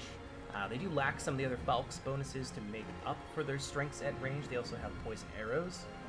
And they just look damn cool. But that's one of the nice things about this unit, is that the Ulfang sub-faction otherwise has basically no long-range units. They have, aside from some light horse archers, they've got a lot of throwing axes, javelins, and obviously some nasty punching in CQB. And they've got good numbers, and they're relatively cheap and things like that. But the Fangs of the Faithless kind of make up for that. Very scary looking. In any case, let's do a little bit of a flyover on the map here. This is the Desolation of Anfauglith. relatively flat and open. There are a few areas here that can be a bit choke pointy, but obviously we have some camping rules that come into effect, so it's not necessary for players to just charge at each other. And, they can use some of this terrain to good effect and things like that. So, yeah, lots of open areas. There are some sort of dips here. These don't often get used, as players tend to meet in the middle, but potentially it is something that can come into play if the Toland Gaugath army wants to use a lot of mobility. Oop. I better turn these guys off. Forgot to bring my Salamandrian guard back. Oh no! That's okay, I'll get them the hell out of there immediately. Really cool looking unit there. I believe the helmet was created by Castellan of Angmar. They've got those little clan insignias on the back. I believe that's the personal crest of the sons of the particular son of Feyenoor that the Easterlings were devoted to, which I believe is Karandia. Good thing we noticed that, because they would have shot somebody and then, they would have both been pissed off at me, and rightly so, because I'm an incompetent ape.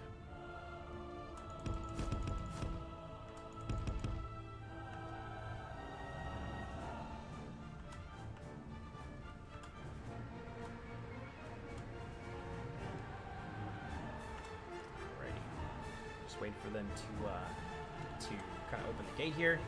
Go ahead and we'll talk a little bit about this unit. They have some nasty fire arrows, which can apparently affect morale. But visually, they seem. I think they might have like a weird UI bug where it says that they affect morale more than they actually do.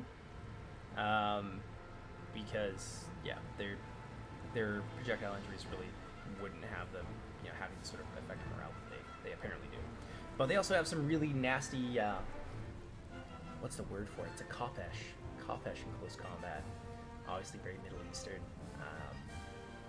And that's a nice little thing to have against monsters. These are what we call monster hunting units.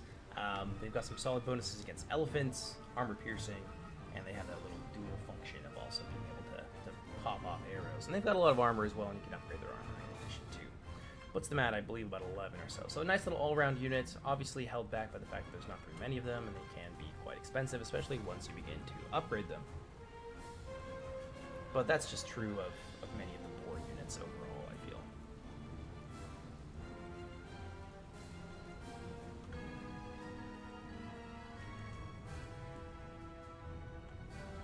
Alrighty, let's get up here on our perch. We'll wait for this to begin. Got anything in the chat in the meanwhile? It's looking like nope.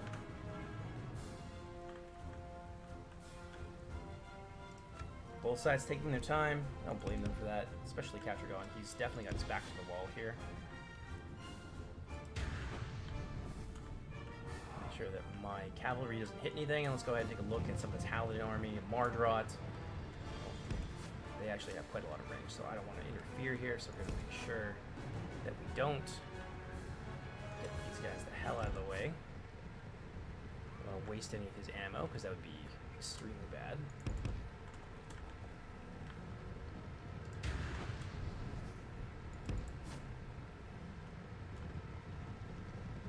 There we go.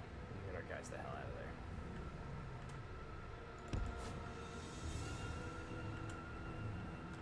There we go. We should be well and clear. No problem. So it's looking like at least 2, maybe even as much as 3 units of Mardrot. They are spear cavalry, very good at fighting wargs. They've also got some harassment javelins, so they can be extremely obnoxious. Over here in the center, looking like we've got one of the bodyguards here. I honestly can't remember their name, but they do not have their armor upgrade, but they've got some AP javelins that are basically the equivalent of Hunter javelins, sort of a middle ground in between the two. And they've got some nasty bite in melee, not something you want to mess around with. Ulfheden in the back here, some psychotic bear berserkers. They are relentless, they've got multiple HP, so they can push into pike walls and formations and just be an absolute whirlwind dervish of death and destruction of the unit of them over here. Another bodyguard. Definitely got some hidden bowmen in the center here for sure. Going to be a lot of stakes on the field. Wouldn't be surprised about that. Over here we've got some of the Vault Strider Dragoons. A hybrid melee / bow cavalry unit that really focuses more on melee than the bow cavalry part of their existence.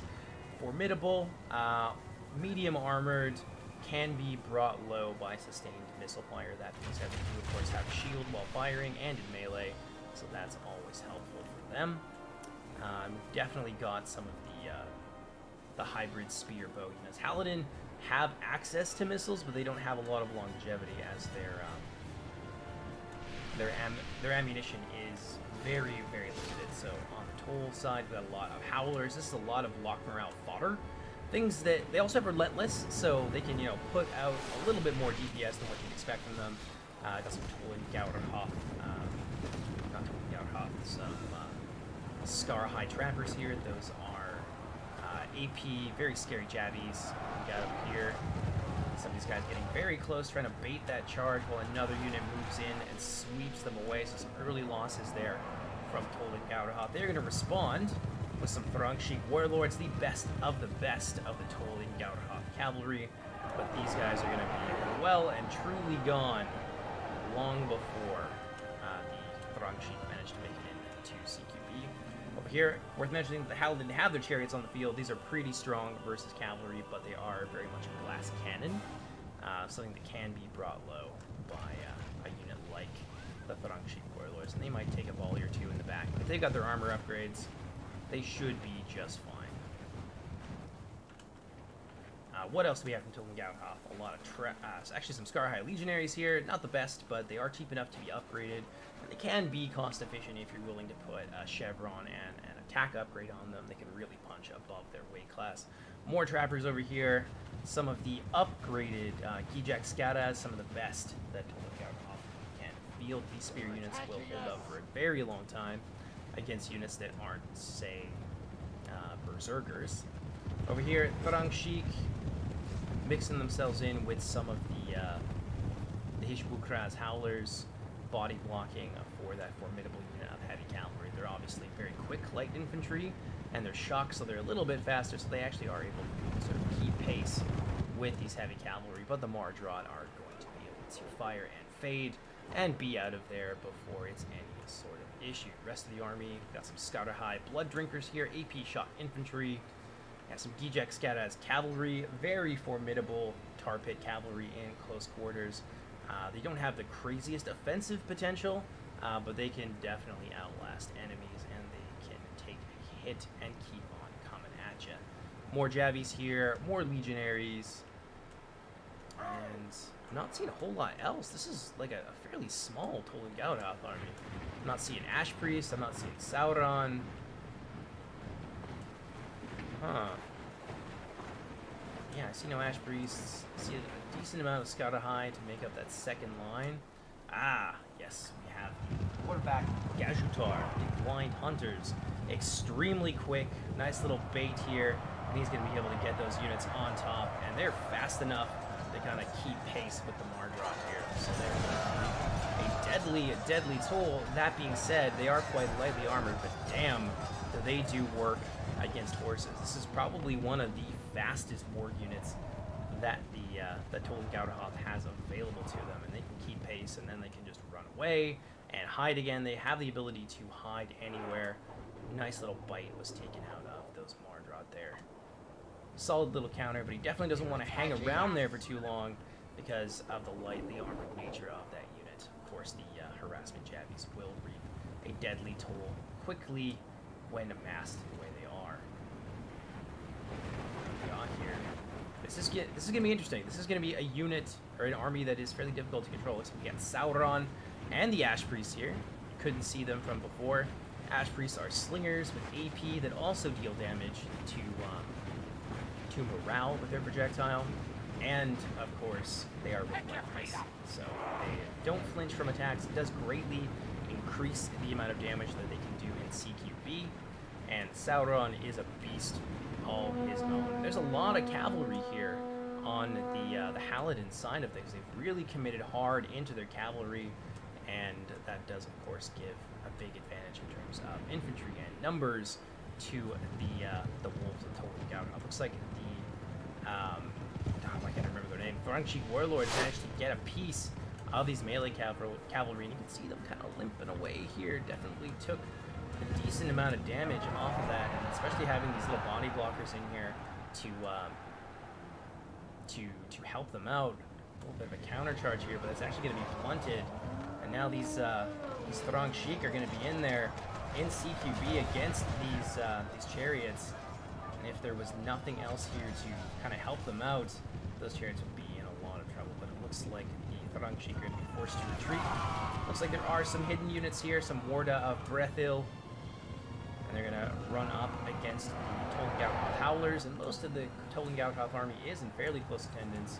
Look like we have some Pyre Wolves here as well. Things just coming out of the woodwork. Didn't know you could hide so many things on an open plain, but Tolengautoth has managed to do so. Pyre Wolves, very scary once the rest of the Halidon army comes into view. There's a lot of hidden units here, I'm willing to bet. And once they come into view, the Pyre Wolves can be extremely punishing.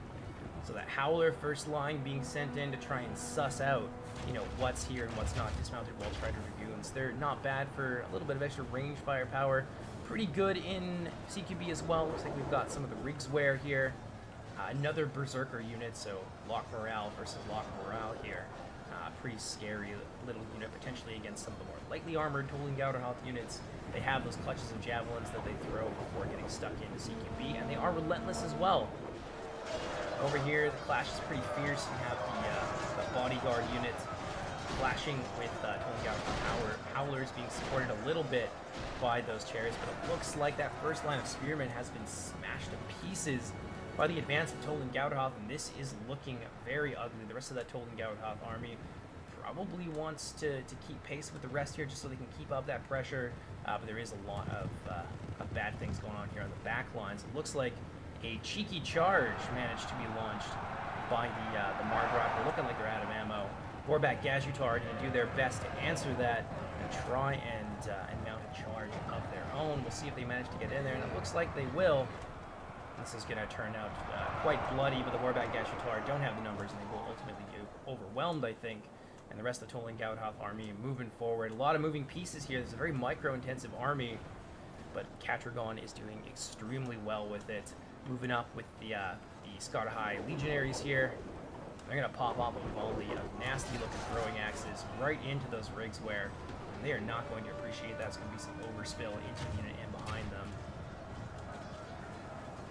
And Ulfheden going toe-to-toe with the Blood Drinkers, managing to deny them that charge. A charge straight into them would have been enough and to make this fight a lot more even. And now they've got support from, looks like another unit of Rigswear up on the field on the top of that hill there. That's being followed up with some of the Gijak Skadas. Now all of these together, it's enough to overwhelm this one unit of Ulfheden, but that one unit has managed to hold up so many of the orcs and Tolengautoth. Looks like they're going to activate their charge bonus, and they're going to be able to chase off that cavalry. They do have a little bit of support here in the form of Gijak Skadas Cav and the Throngshik Warlord, so they're not completely overextended. And now bullying that Cav out of the way here, there is an opportunity to just finish off these Rigswear. There's two big opportunities for that Cav to just keep moving forward and shut down a huge blob of Rigswear. A nice little rear charge here from the Throngshik into the back of the Ulfheden. It's going to hurt, but there are supporting units nearby. These ones I think need to be shut down if at all possible. Only losing about one or so units from all of those javelins. Yeah, like I said, Gijak Skadas Cav, very formidable. So the Pyre Wolves are here, and this is a perfect target for them. Straight through this little alleyway here. Oh my goodness, that's just disgusting damage if he wants it. Let's see what's going on elsewhere on the field here. In the center, it looks like... Nope, those aren't Ash Priests. These are the Scarahai Legionnaires going toe-to-toe with those chariots. And you can see the chariots have just been completely overwhelmed. These are not meant for fighting infantry. There will be an infantry chariot for the Halidon, but this is not them. This is more of an anti-cavalry tool. Looks like some archers here from Tolengautoth have moved forward. Ash Priest safe in the back. Not too sure where Sauron is at the moment, but it seems like this is going the way of Tolengautoth. You can see some of the Warda here maybe trying to reform. I thought they might have been fleeing, but no, they are in fact trying to reform. Some Rigswear over here, combined with the Ulfheden, seem to be pushing back against the Gijak Skadas, so things are going nice for the Halidon over on this side. In the back lines, though, it's a very, very different story. The Halidon cavalry is just being bullied. Oh, the destruction of the Pyre Wolves. this is what they are meant to do. Lightly armored, unshielded infantry like this can just be completely destroyed by a unit of Pyre Wolves. They're individually very weak. They do have an extra hit point just so they're not completely, you know, pathetic and easy to shut down. But yeah, they fall apart in melee. But this is what they can do when left unattended. I think this is going to go very nicely for Tolan Gauderhoth. That being said, the Berserkers have managed to push their way through here. It looks like the bodyguard for the Halidon is just pinned in on many different sides. It's nice to see a very high skill cap army like the one that Catragon is playing with so many moving pieces, and it would be very easy just to let them get shut down and be overwhelmed by the sheer amount of tasks that you have to balance. But Catragon is doing excellent, and this Tolan Gauderhoth army is not one that I've seen played. Maybe this is a standard for these guys. This is not one that I've seen played. So we kind of came out of left field for me with this one, and it's nice to see that it's paying off here. So it looks like Catragon is going to be able to hold on here for sure. Maybe I don't want to call the ball just yet, but he is holding on very nicely, and I think he's going to reach that critical mass soon. So there's a good chance he'll be moving into that third round tiebreaker. Halidon here are rallying with everything they got. Looks like the Farang Sheik trying to hightail it out of there. Brutal rear charge here into the Rigswear by the Gijek Skada's Cav. Now, rally here from the melee cavalry. Maybe they can turn this around. Sauron is actually present as well. Just kind of standing there like, no, this is fine. I'm not worried. Oh, slowly turning himself around. Let's see what happens if he manages to get off a good whack here. Probably not. This Berserker is being chopped down, and Tolan Gauderhoth moving up the center here. Well, things are kind of unraveling a little bit quickly, though. Maybe I did call the ball way too early. These Gijek Skadas are fighting hard, and they're going to be able to hold on for a while, but there are still some pretty significant assets here from the men of Brethil. Charge here against some of the legionaries. That's definitely scary. Catragon, he can still pull this back. He just needs to kind of get moving here and get that initiative back. These bodyguard units have basically been destroyed. Now would be a good time to potentially pull those spearmen out. Go for a nice little hammer and anvil. Sauron heading over here to support. There's not really anything that the Halidon have in the area that can defeat Sauron, so he's a big wild card here. But they're doing a really good job at sort of thinning out the herd of wolves. Nice charge here by that melee cap into Skara High. They are going to get a couple of hits off here, but I think a lot of those are going to sail harmlessly overhead. Still a bodyguard, still some Ulfadin over here. Let's see if Catragon can keep it together and seal the deal. He still has significant assets in his favor. Skara High Legionaries being attacked on three sides. I don't think that they're going to last for too long. Let's see what happens here with a nice charge from the Gijek Skadas. Sauron doing his best, and they're just going to run down a lot of that infantry. Sauron's going to get in there. See him give these guys a good whack. There we go. He's going to just hack his way through a lot of those many breaths. So it looks like this is going very poorly for them. They still have some troops here and over here. They've Tolan Gauderhoth. A lot of idle units over here from Toll. So they managed to shut down the rest of the Mardrot cavalry. Yeah, but yeah, a fair amount of idle units for Tolan Gauderhoth here. They have a little bit of a fortress. Big charge there into the back of those, into the quote-unquote back of those spearmen. But I think the counter charge there is going to block down a lot of the remaining Gijek Skadas. That's not going to have its intended effect. Oh, the Pyre Wolves back though. Brutal shots there. Oh, some of them are going to impact harmlessly into the back of the hill. But yeah, definitely painful. Oh, more blob punishing from the Pyre Wolves. What do we have over here? Ooh, Sauron. He's in trouble. But if he can hold out, if he can bring these Pyre Wolves forward here, this is a great opportunity to finish off that Berserker Blom before they can really do anything to the Lord of Wolves. But he needs to get on it quick. Looks like Catragon is maybe losing a little bit of micro here at a fairly critical moment. Yeah, there's some big opportunities for the Pyre Wolves here, but I think they might be heading off, or maybe he doesn't realize what Sauron is doing. We'll see. That's going to be a significant thing there. If you lose a Sauron, it's a lot of money. There's a big blob over here that the Pyre Wolves could potentially punish. Oh, I see what they're going for. Yeah, they're going to make sure these spearmen are gone. Then Gijek Skada's cavalry really have nothing to fear. It's going to be ugly. The poor men of Brethil. Yeah, that's brutal. They managed to get their shield value, so it does mitigate it somewhat. And it's not an armor-piercing projectile, and it only does about 2 damage. But nonetheless, it can be very, very scary. Another shot there. Many of those units are going to go down. And I think that might be enough to break their resolve.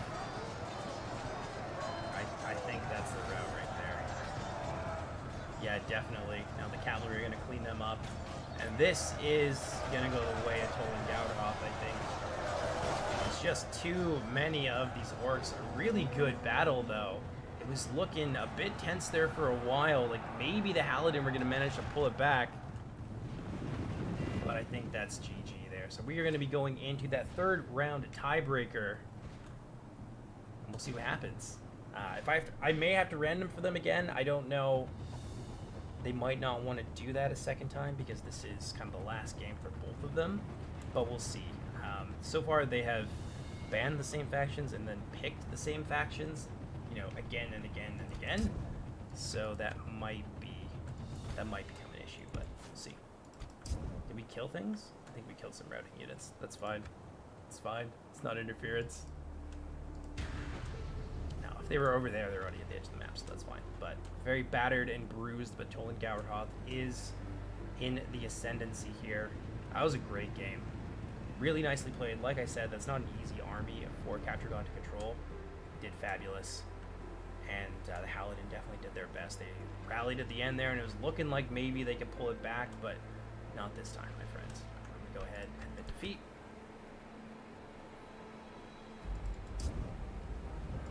My troops are going to flee off the field, and we'll let Catragon enjoy a well-deserved victory.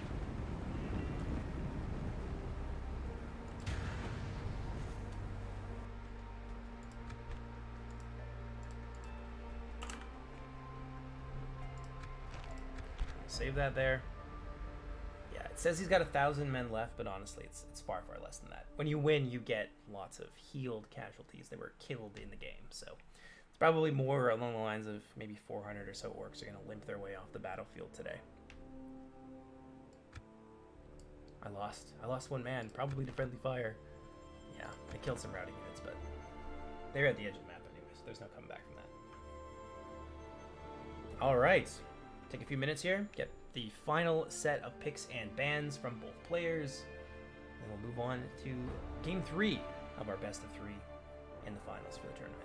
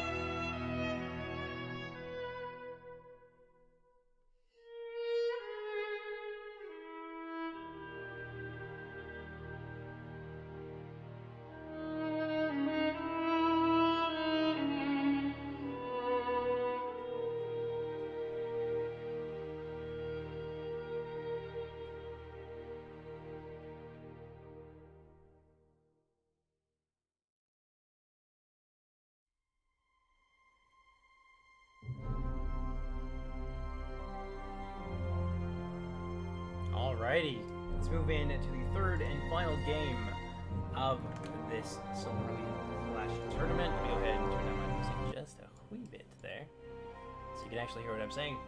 We are now moving into the third and final tiebreaker. Our map today, it's going to be an interesting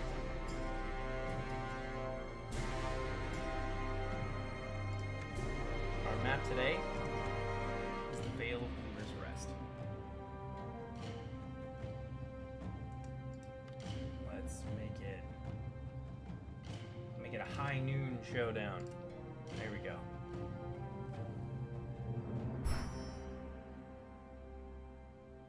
Game is up. And our faction picks today, for once, I didn't have to re-roll them 3 or 4 times. It is going to be Angband versus Feyenoor. Classic showdown, good versus evil at high noon.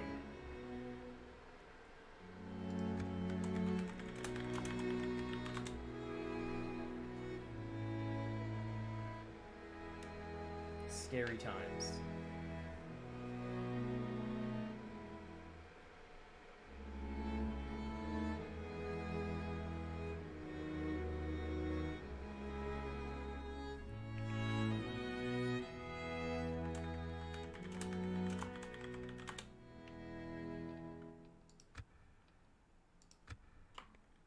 Make sure they've got their 15k.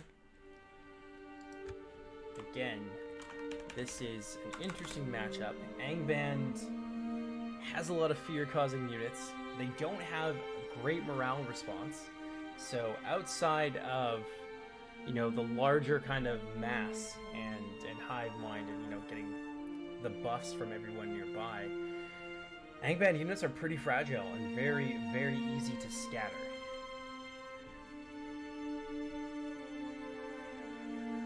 Whereas Feyenoor really relies heavily on their armor, and they don't have a ton of immediate counters to polearms, and so Angband is going to have a pretty solid edge there. That being said, Vale of Weaver's Rest has a whole bunch of different sorts of types of terrain.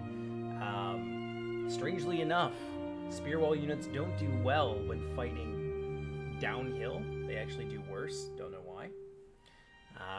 And there are some hills in the immediate vicinity of the starting area. They also don't do well in forests, and there is some forest terrain that is present also in the starting area, and that's going to give one of these factions the ability to also have some things hiding. And obviously Feyenoor has a huge mobility advantage over Angband.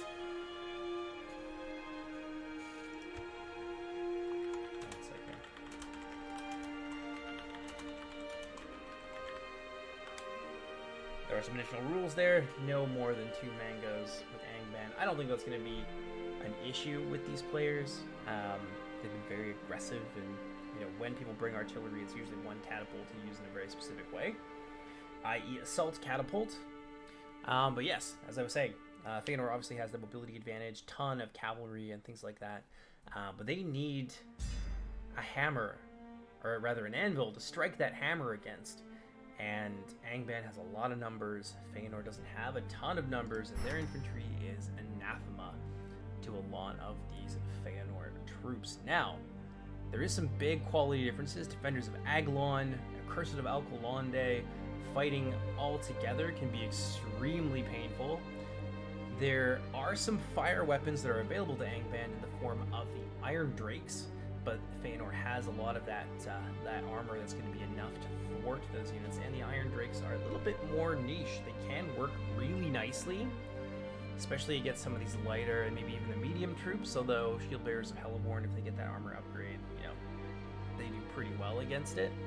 But there are definitely some good targets here if Feyenoor opts to bring them, and they probably should. They need those extra numbers. It's going to be interesting.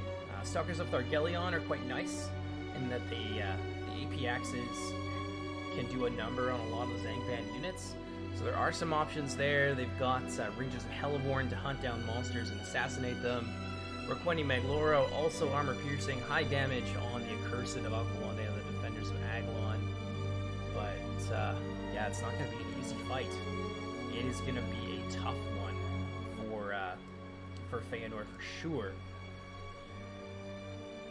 That being said, if they can make that cavalry work and get through the screen that is doubtless going to be on the Angband back lines, then they can get a whole lot done. All it's going to take is one or two unfortunate instances of routing and a nice little pincer from two cavalry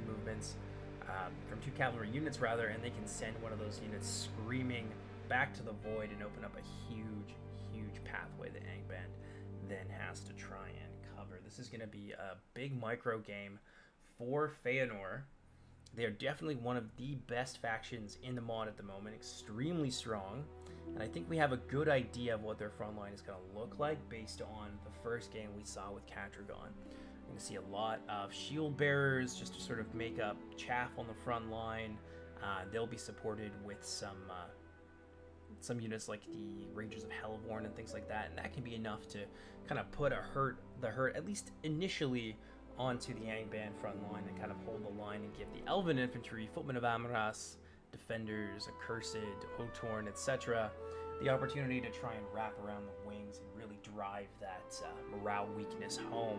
And then at the same time, you of course have a lot of movement on the wings with the cavalry. So there is definitely a possibility where if they can hold in the center just long enough, and if Catragon's micro is on point and coordinated, he can tie down that front line for just long enough for the Elven Infantry to move around the wings, draw off some of the support, and try and open up the back for all of that cavalry who will hopefully be swooping in at the same time. That is a nightmare scenario for Angband. That being said, it's not going to be easy. It's going to be who breaks first in that kind of scenario.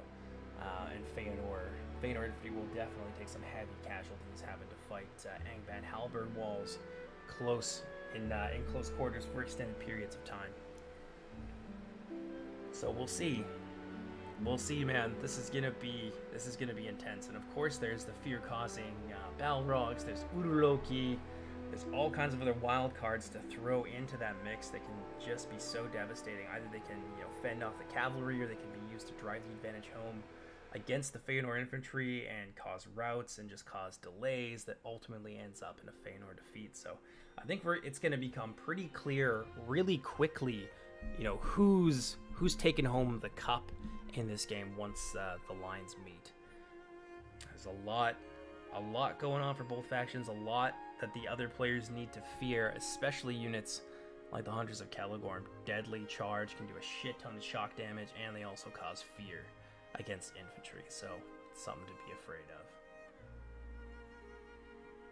What I don't think we're gonna see in this game, let's go ahead and we'll take these guys, why not, they're pretty cool. What I don't think we're gonna see is a lot of cavalry from Angband. That being said, I was wrong in the last game against Gondolin. We did end up seeing some of the marksmen of the Heavenly Arch, and that worked out really nice for Gondolin against the full off-road. But I don't think we're going to see a lot of Angband cavalry. I don't think it's good enough to really bring to the field to pose anything more than a speed bump to Feyenoor cavalry. Go ahead and start deployment there. Stick my guys well at the back of my deployment zone.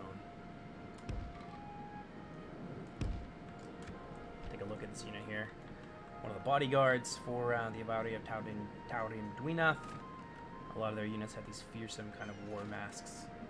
This is probably about as heavily armored as the Avowry come. Very scary with those one-headed axes. Definitely not something that you want to mess around with. In any case, we're back at the Vale of Weaver's Rest for a second time. We saw a game go down here between Catragon and Rex, and obviously Catragon came out on top in that.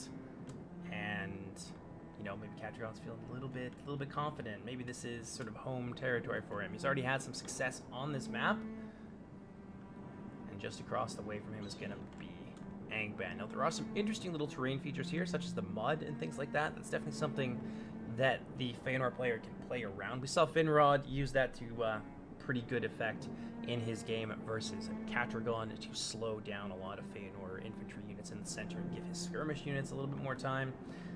That being said, I don't think we'll see a ton of that for that purpose in this. There's not really a lot of reason to bring a ton of Feyenoor skirmish unless you want to pick on the crossbows, but your archers don't do enough damage to the crossbows quickly enough to really make that worth it. So it's definitely a race against time.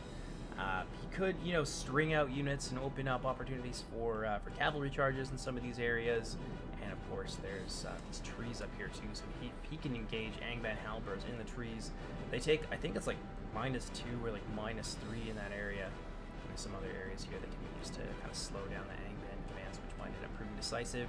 More forest over here, so this approach for Angband does have a few perils, but it would require Feyenoor to be close enough to the front that they'd have to engage them in melee quickly, which, you know, starts that clock right away. Once the lines clash here between these two forces because of the disparity, and you know where their stats are kind of centered, once those two lines collide, it's just a matter of time, right? Like Angband is amazing at that forward grind.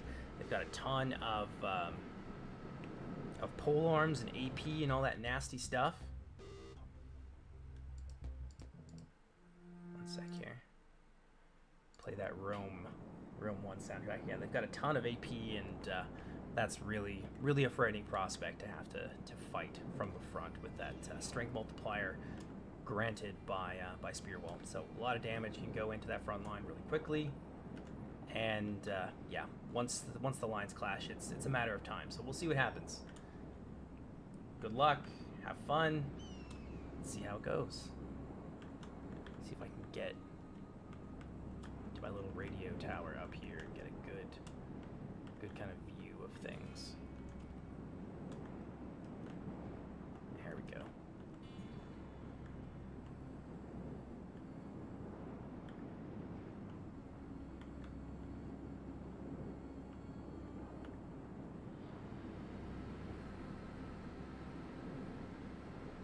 Looks like some stakes back here. That's definitely going to be from the crossbowmen, I think. Or maybe we're going to see some of the thralls on the field today. Thralls aren't particularly useful. Nope, definitely from the crossbows. A couple of crossbows there from Angband. I saw some Urloki there as well, looking like a detachment crossbow unit. Spear guard of the Iron Crown. A detachment halberd on the back line. More spear guard of the Iron Crown. And the legendary company here for Angband as well. They're the Scourges of Gothmog, one of the few units that can really go toe-to-toe with a lot of elves in terms of damage and melee defense. Front line here is going to be macemen and halberds, and that is a terrifying prospect for any Feyenoor army to have to face down. We've also got a Mangonel in the center here. Ooh, already opening up on the Feyenoor lines. We'll see what happens here. Oh, it's going to rain down death and destruction, but I think it's going to impact the rear. Yeah, it's not going to hit them. Come to the Feyenoor army in just a moment. We've got the Urloki, we've got the Mangonel, we've got some Ravagers here in the center with those two-handed axes. Not a lot of armor upgrades on them, so they will be relatively easy to cut down in CQB or at ranged if Feyenoor is opted to go that way, and I would be surprised if they did. Bulldogs over here? Nope, that's the detachment crossbow. It's got to be Bulldogs. They're probably hidden somewhere in the line. Yes, indeed they are. In that center line there. If only Feyenoor had a catapult. Well, maybe they do. Let's check it out. Nope, no catapults. But what they do have is a couple units here of the Rangers of Helivorn. A boatload of fully upgraded Footmen of Amaras. Otorn Mightymo in the center. A ton of those spears. Again, not surprising that we saw the spears here. They're cheap, efficient, and can really get the job done in terms of holding the line. Angband on the move, so we'll go as quickly as possibly can. Hunters of Caligorn, fear-causing units, mounted company of somebody, I can't remember which brother it is. 2 units here of the Defenders of Aglon, fully upgraded, looking resplendent in that lobster red plate. And I think that's it, unless there's some hidden units hanging around. Looks like the General's going to be in the center. Some damage there being done by the Mangonel, relatively limited. Again, this is one of those units that you kind of need to be able to space out properly. So he probably wants to move that Mangonel back a little bit, give it a bit more time to split, because it does have, it's got a fuse on it that starts from the moment that projectile leaves the engine. So that fuse starts, and it's between two times. I think it's like 3.5 and 4.5 seconds. At any time between there, it can burst, so it tends to explode in a relatively predictable way. We've got some crossbows here, kind of sussing things out a little bit. I'm surprisingly not seeing a ton of cavalry here from the Feyenoor line. They've definitely gone hard into their infantry. I would be shocked to learn that there aren't a couple of hidden cavalry units somewhere, though. That being said, heavy cavalry can't actually hide in the forest, so you know what? What you see here might be what you get. I think we're gonna see these units break off, and you know, some of these footmen will head into the center, and you know, try and shore things up there with the rangers and with the footmen of Heliborn, and the rest I think will probably look to try and surround. But I think this infantry force is going to be very hard pressed. Like, this is everything here that Feyenoor hates, and they only have very limited means of dealing with them.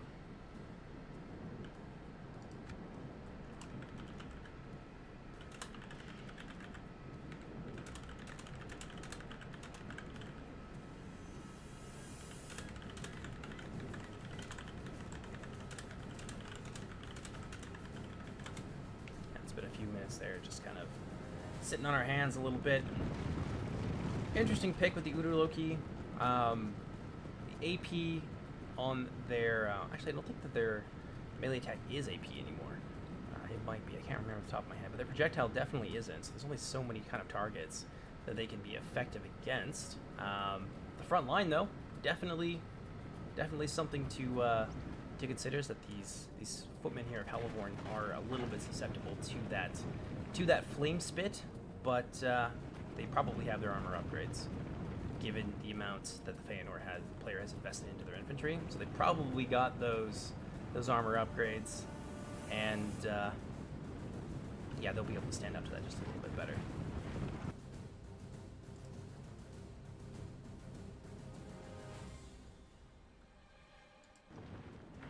Angband is kind of on the move here. I'm so surprised that there's not more cavalry from Feyenoor here. That's definitely one of their big advantages, and you know, Angband's not going to sit inside this palace of stakes forever, right? There are, well, their center and their back line is pretty nicely defended. Maybe the Feyenoor player was expecting that, so he's decided to go more heavily into the infantry, which maybe that'll pay off. I don't know. Feyenoor, a lot of their strength and a lot of their efficiency is kind of bound up into those javelin men.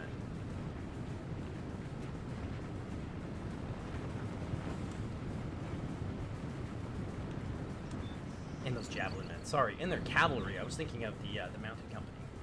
But a lot of their power and their efficiency is bound up in the mounted company. It's probably the most efficient melee cavalry unit and one of the more versatile heavy cavalry units in the mod at the moment, and only having one of them on the field, I don't know. Well, let's see what goes on here. Players aren't necessarily bound to move forward. I think I mentioned that. Not necessarily forward, but you know the drill. Well, let's see what the Cav is up to. Everything is kind of moving all at the same time. Hopefully these guys kind of stop, but the big issue is the crossbowmen. I mean, there's nothing that can kind of... Oh, maybe we're going to hit the back of his own units. That'd be really amusing. Huh. Nothing. No, we're just giving the infantry skirmishers time to kind of reap a deadly toll. I think probably the best thing to do would be to maybe focus on one part of the line, but it doesn't seem like he's doing that. Going into the center here. Yeah, it might have been useful to kind of focus your javelins on just one part of the line. Ooh, yeah, a lot of those crossbows really cutting apart these poor footmen of Heliborn, but you know, I suppose better them than other more expensive things, but I guess it really does depend on the strategy. The cavalry's still over on this side, just kind of hanging out. Not really great place for them, because this is very easily blocked off, right? What do we have behind here? Oh, did I just miss them entirely? You know what? I did. I'm an idiot. Nice. Some harassment javelins here. A nice little distraction from the front. The crossbows are, of course, going to respawn. But he's thinning out this line of halberds here. Perhaps maybe seeing a little bit of an opportunity. No, is he going to go for the charge? He is going to commit, and they are going to turn around. Yeah, I don't think I would have committed on that one. I think it's a pretty simple thing. He was a little bit hesitant because I think he was expecting Batu to turn around more quickly than he actually did. That being said, it wasn't terribly punishing. You know, one cavalryman down at the cost of half dozen or so of York infantry. Is it worth it? I don't know. They're definitely still within range of the crossbow, so that's something to be concerned about. Nice. At the same time, moved in here and smashed that legendary company and to get the Hunters of Kelegorm out of there as quickly as possible. These guys are fear-causing, so definitely don't want them to hang out for too long. And here comes that flank. Yeah, this is exactly what I was talking about before. This is really the only way I think that he can conceivably do it. That Mangonel firing, trying to get what value it can. Oh, these spears aren't going to be braced, and they are going to get hit hard.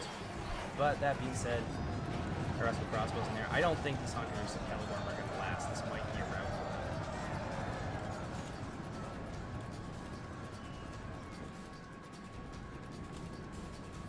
them. They're charging in. Hunters of Kelegorm still combat effective.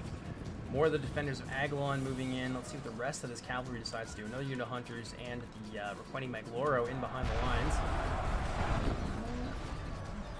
I wouldn't expect that to kill as many as it did just there. That's very frightening. That might precipitate a little bit of haste on Batu's part. Yeah, that's really ugly. I did not expect them to be able to do that kind of damage, but it is AoE. So it's a lot of opportunities for damage and things like that. He does have some nice support over here. A lot of these units are able to get around. Now his center is going to have to expose itself a little bit, but I don't think there's enough necessarily to really punish that. Feyenoor trying to switch up the game though. Like to see that. Not even going to bother to take that frontline engagement. And those units of defenders are just getting absolutely punished. Probably want to get those hunters out of there, replace them with the footmen of Amaras. Of spearmen coming over in this direction. Feyenoor doing their best, a little bit blobbed up, and I think that's a big issue here. Oh, maybe there is enough over here to punish it. If these guys were to, catch it, not that far. He's going to slowly roll back just enough that he needs. Very wise, very savvy. Got over here. Yeah, still covering those guys quite nicely. They're not going to have time to brace, I don't think. I think they might take some pretty ugly casualties here from those lancers, but they're going to get as good as they get, of course. Yeah, that's not going to be worth it. That was not the play there for sure. Fighting Magloro now suffering a similar fate. Yeah, all these units seem to be kind of moving in at the same time. This is an opportunity here for sure, though they are shielded a little bit by the stakes in the back. This is not looking great for the House of Feyenoor.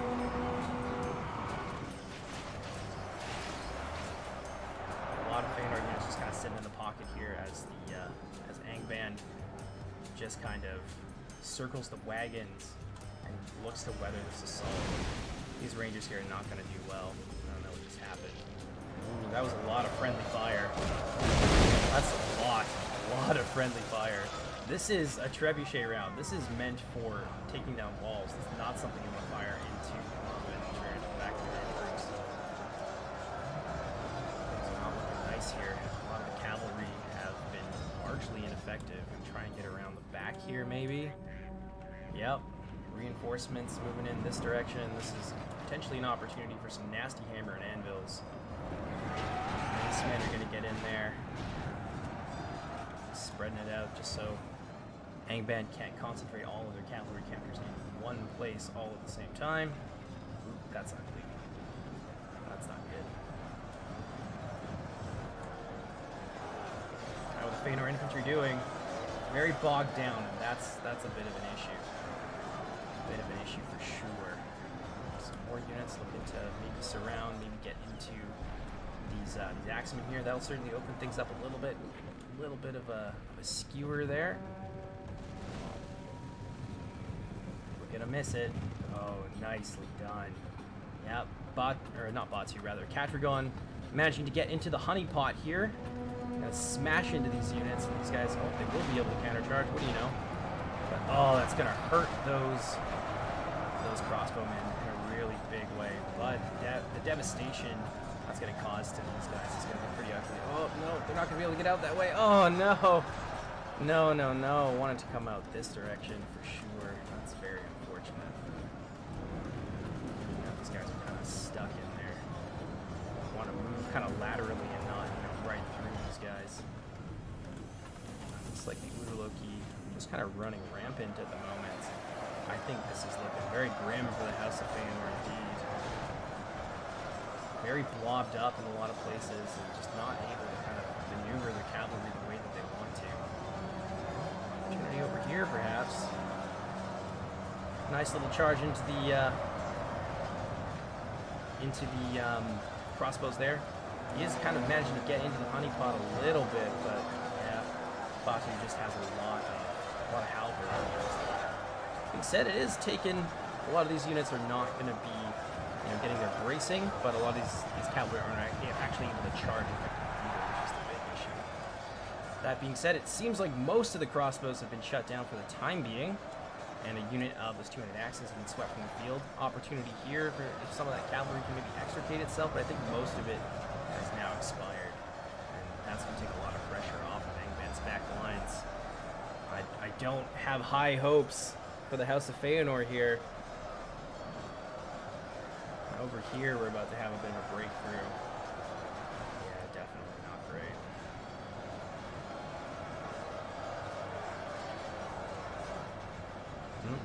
The Roqueni Magloro, though, they are still kicking. It looks like they are kind of thinning things out a little bit, but this is not a fight that I think is going to go the way of the House of Feyenoor. Not very easily. Where are those Roqueni Magloro, though? They're effectively zoned out at this point. Maybe they could get over here. That might be a good place to pull those Lancers if we can pull them on through, but I think they've been bogged down, and that's going to be the end of them as well. That's basically GG here. Angband was just able to cover things really nicely. Oh, those Lancers are making it through at least. Well, you won't have to worry about a lot of these crossbows. That's something at least.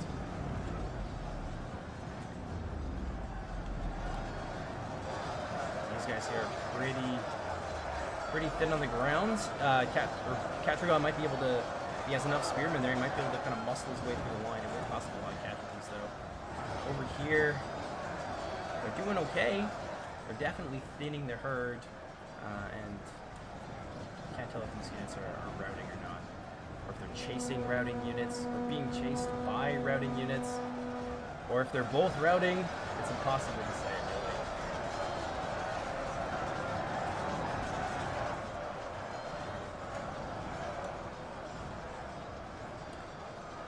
What we got going on over here? I think our units are both routing, but there's a lot of footmen there. I would expect them to come back and maybe use to kind of surround over on this side. Feyenoor still holding strong, but I think their flanks are eventually just going to hold up here. That's going to be GG. We got here. Spearmen, yeah, they're definitely going to charge those. Yeah, you want to get out of there for sure. At the very least, he's pulling them off and relieving pressure momentarily, so that's something for sure. Maybe on the back. Oh, we have some units who have reformed behind the Feyenoor line. That's ugly. That's really not great. And that could be decisive. He's holding on over here. It's a tough game. Tough game for sure. Looks like those knights are going to need to pull out of there ASAP.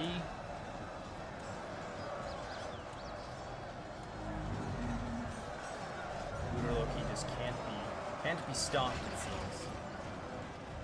I think at this point, yeah, a lot of these crossbows are just kind of amalgamated in here. There's nothing really left to kind of threaten them in any way except for, small units of Lancers and whatnot. Maybe they won't come. If these are units that are like chasing them, then, perhaps they won't come back.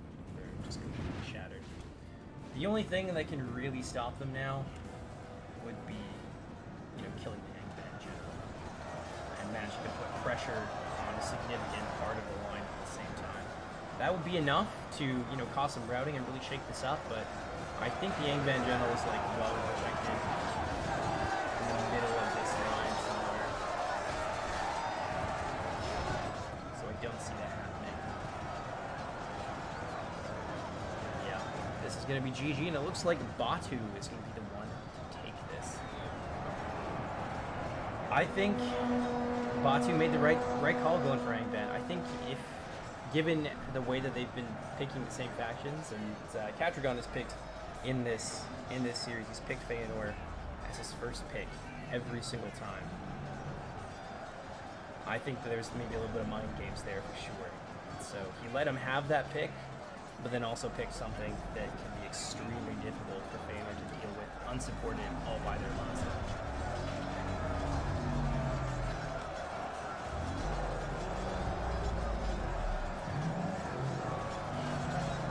GG.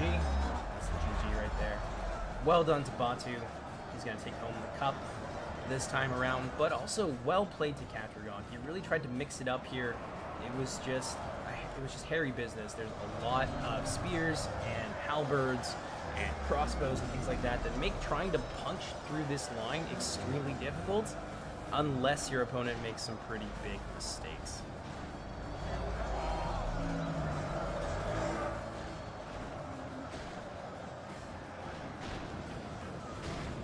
I actually agree with that. This is a very difficult fight for the House of Feyenoor.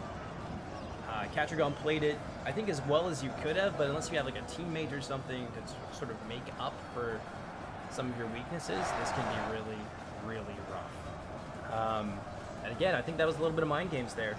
He expected Catragon to pick the same faction that he has picked every single time, and then he, you know, grabbed a nasty little counter pick. So maybe if Catragon had gone a little bit of a different way, perhaps something a bit more or less rather specialized, something generalist might have been pretty decent. I think Gondolin got banned this time around. I could be wrong. It was, yeah. Gondolin and Doriath were banned this time around. There are some other options on there that might have been difficult for Angband to deal with.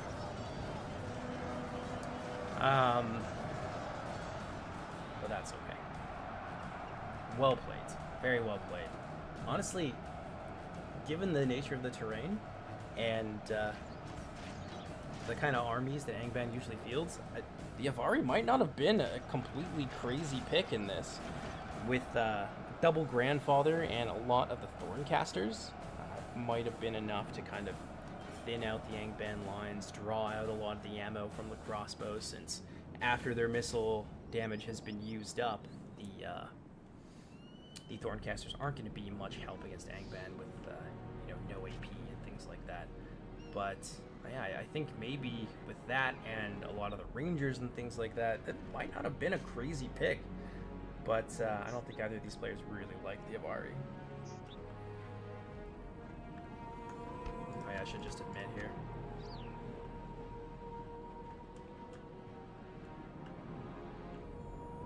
It's a brutal matchup. Angband very much in the ascendancy here. A lot. Look at that. The flower of the House of Feyenoor is slain upon the field today, and that's going to be Batu who takes it home. Very well played to Batu, but no, so nicely done to Catragon. He made the most of a rough situation, and I think, yeah, he played that about as well as he could have. Maybe a little bit too much indecision in certain areas, and maybe a bit too much blobbing. If he had spread out a bit more, then, you know, obviously that increases the amount of damage that his infantry can do, but also, you know, the amount of damage that they take. But it does kind of mitigate somewhat the effect of those crossbows. There's a lot of bunched up units up on that hill that were made easy prey, but, you know, it's easy to criticize. That was, he had a little area to kind of funnel his troops into, which, you know, maybe also contributed, but it also to give him a hill advantage, so that's something as well.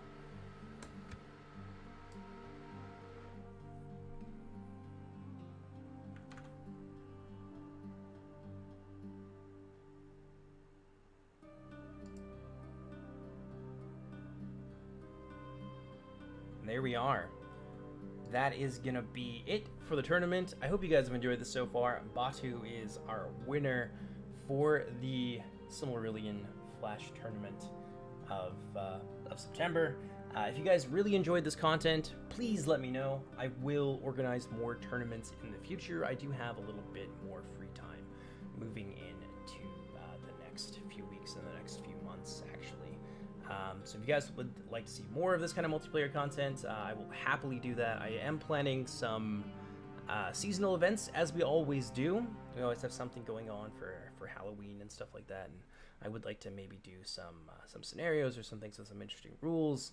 I will also be running some ideas for tournament rule sets past the multiplayer community, and maybe we can find some ways to kind of shake it up. We had a lot of people picking the same factions over and over again this time around, so maybe there's something we can do in the future to kind of mix it up a little bit, maybe some more interesting rules and some composition things that will maybe force people to play a little bit differently and keep it spicy and keep it fresh. In any case, I hope you guys have enjoyed this. My name is Jordan, also known as JMonster. If you guys want to get involved with the community, you can find all of the links for the Discord and the mod down in the description of this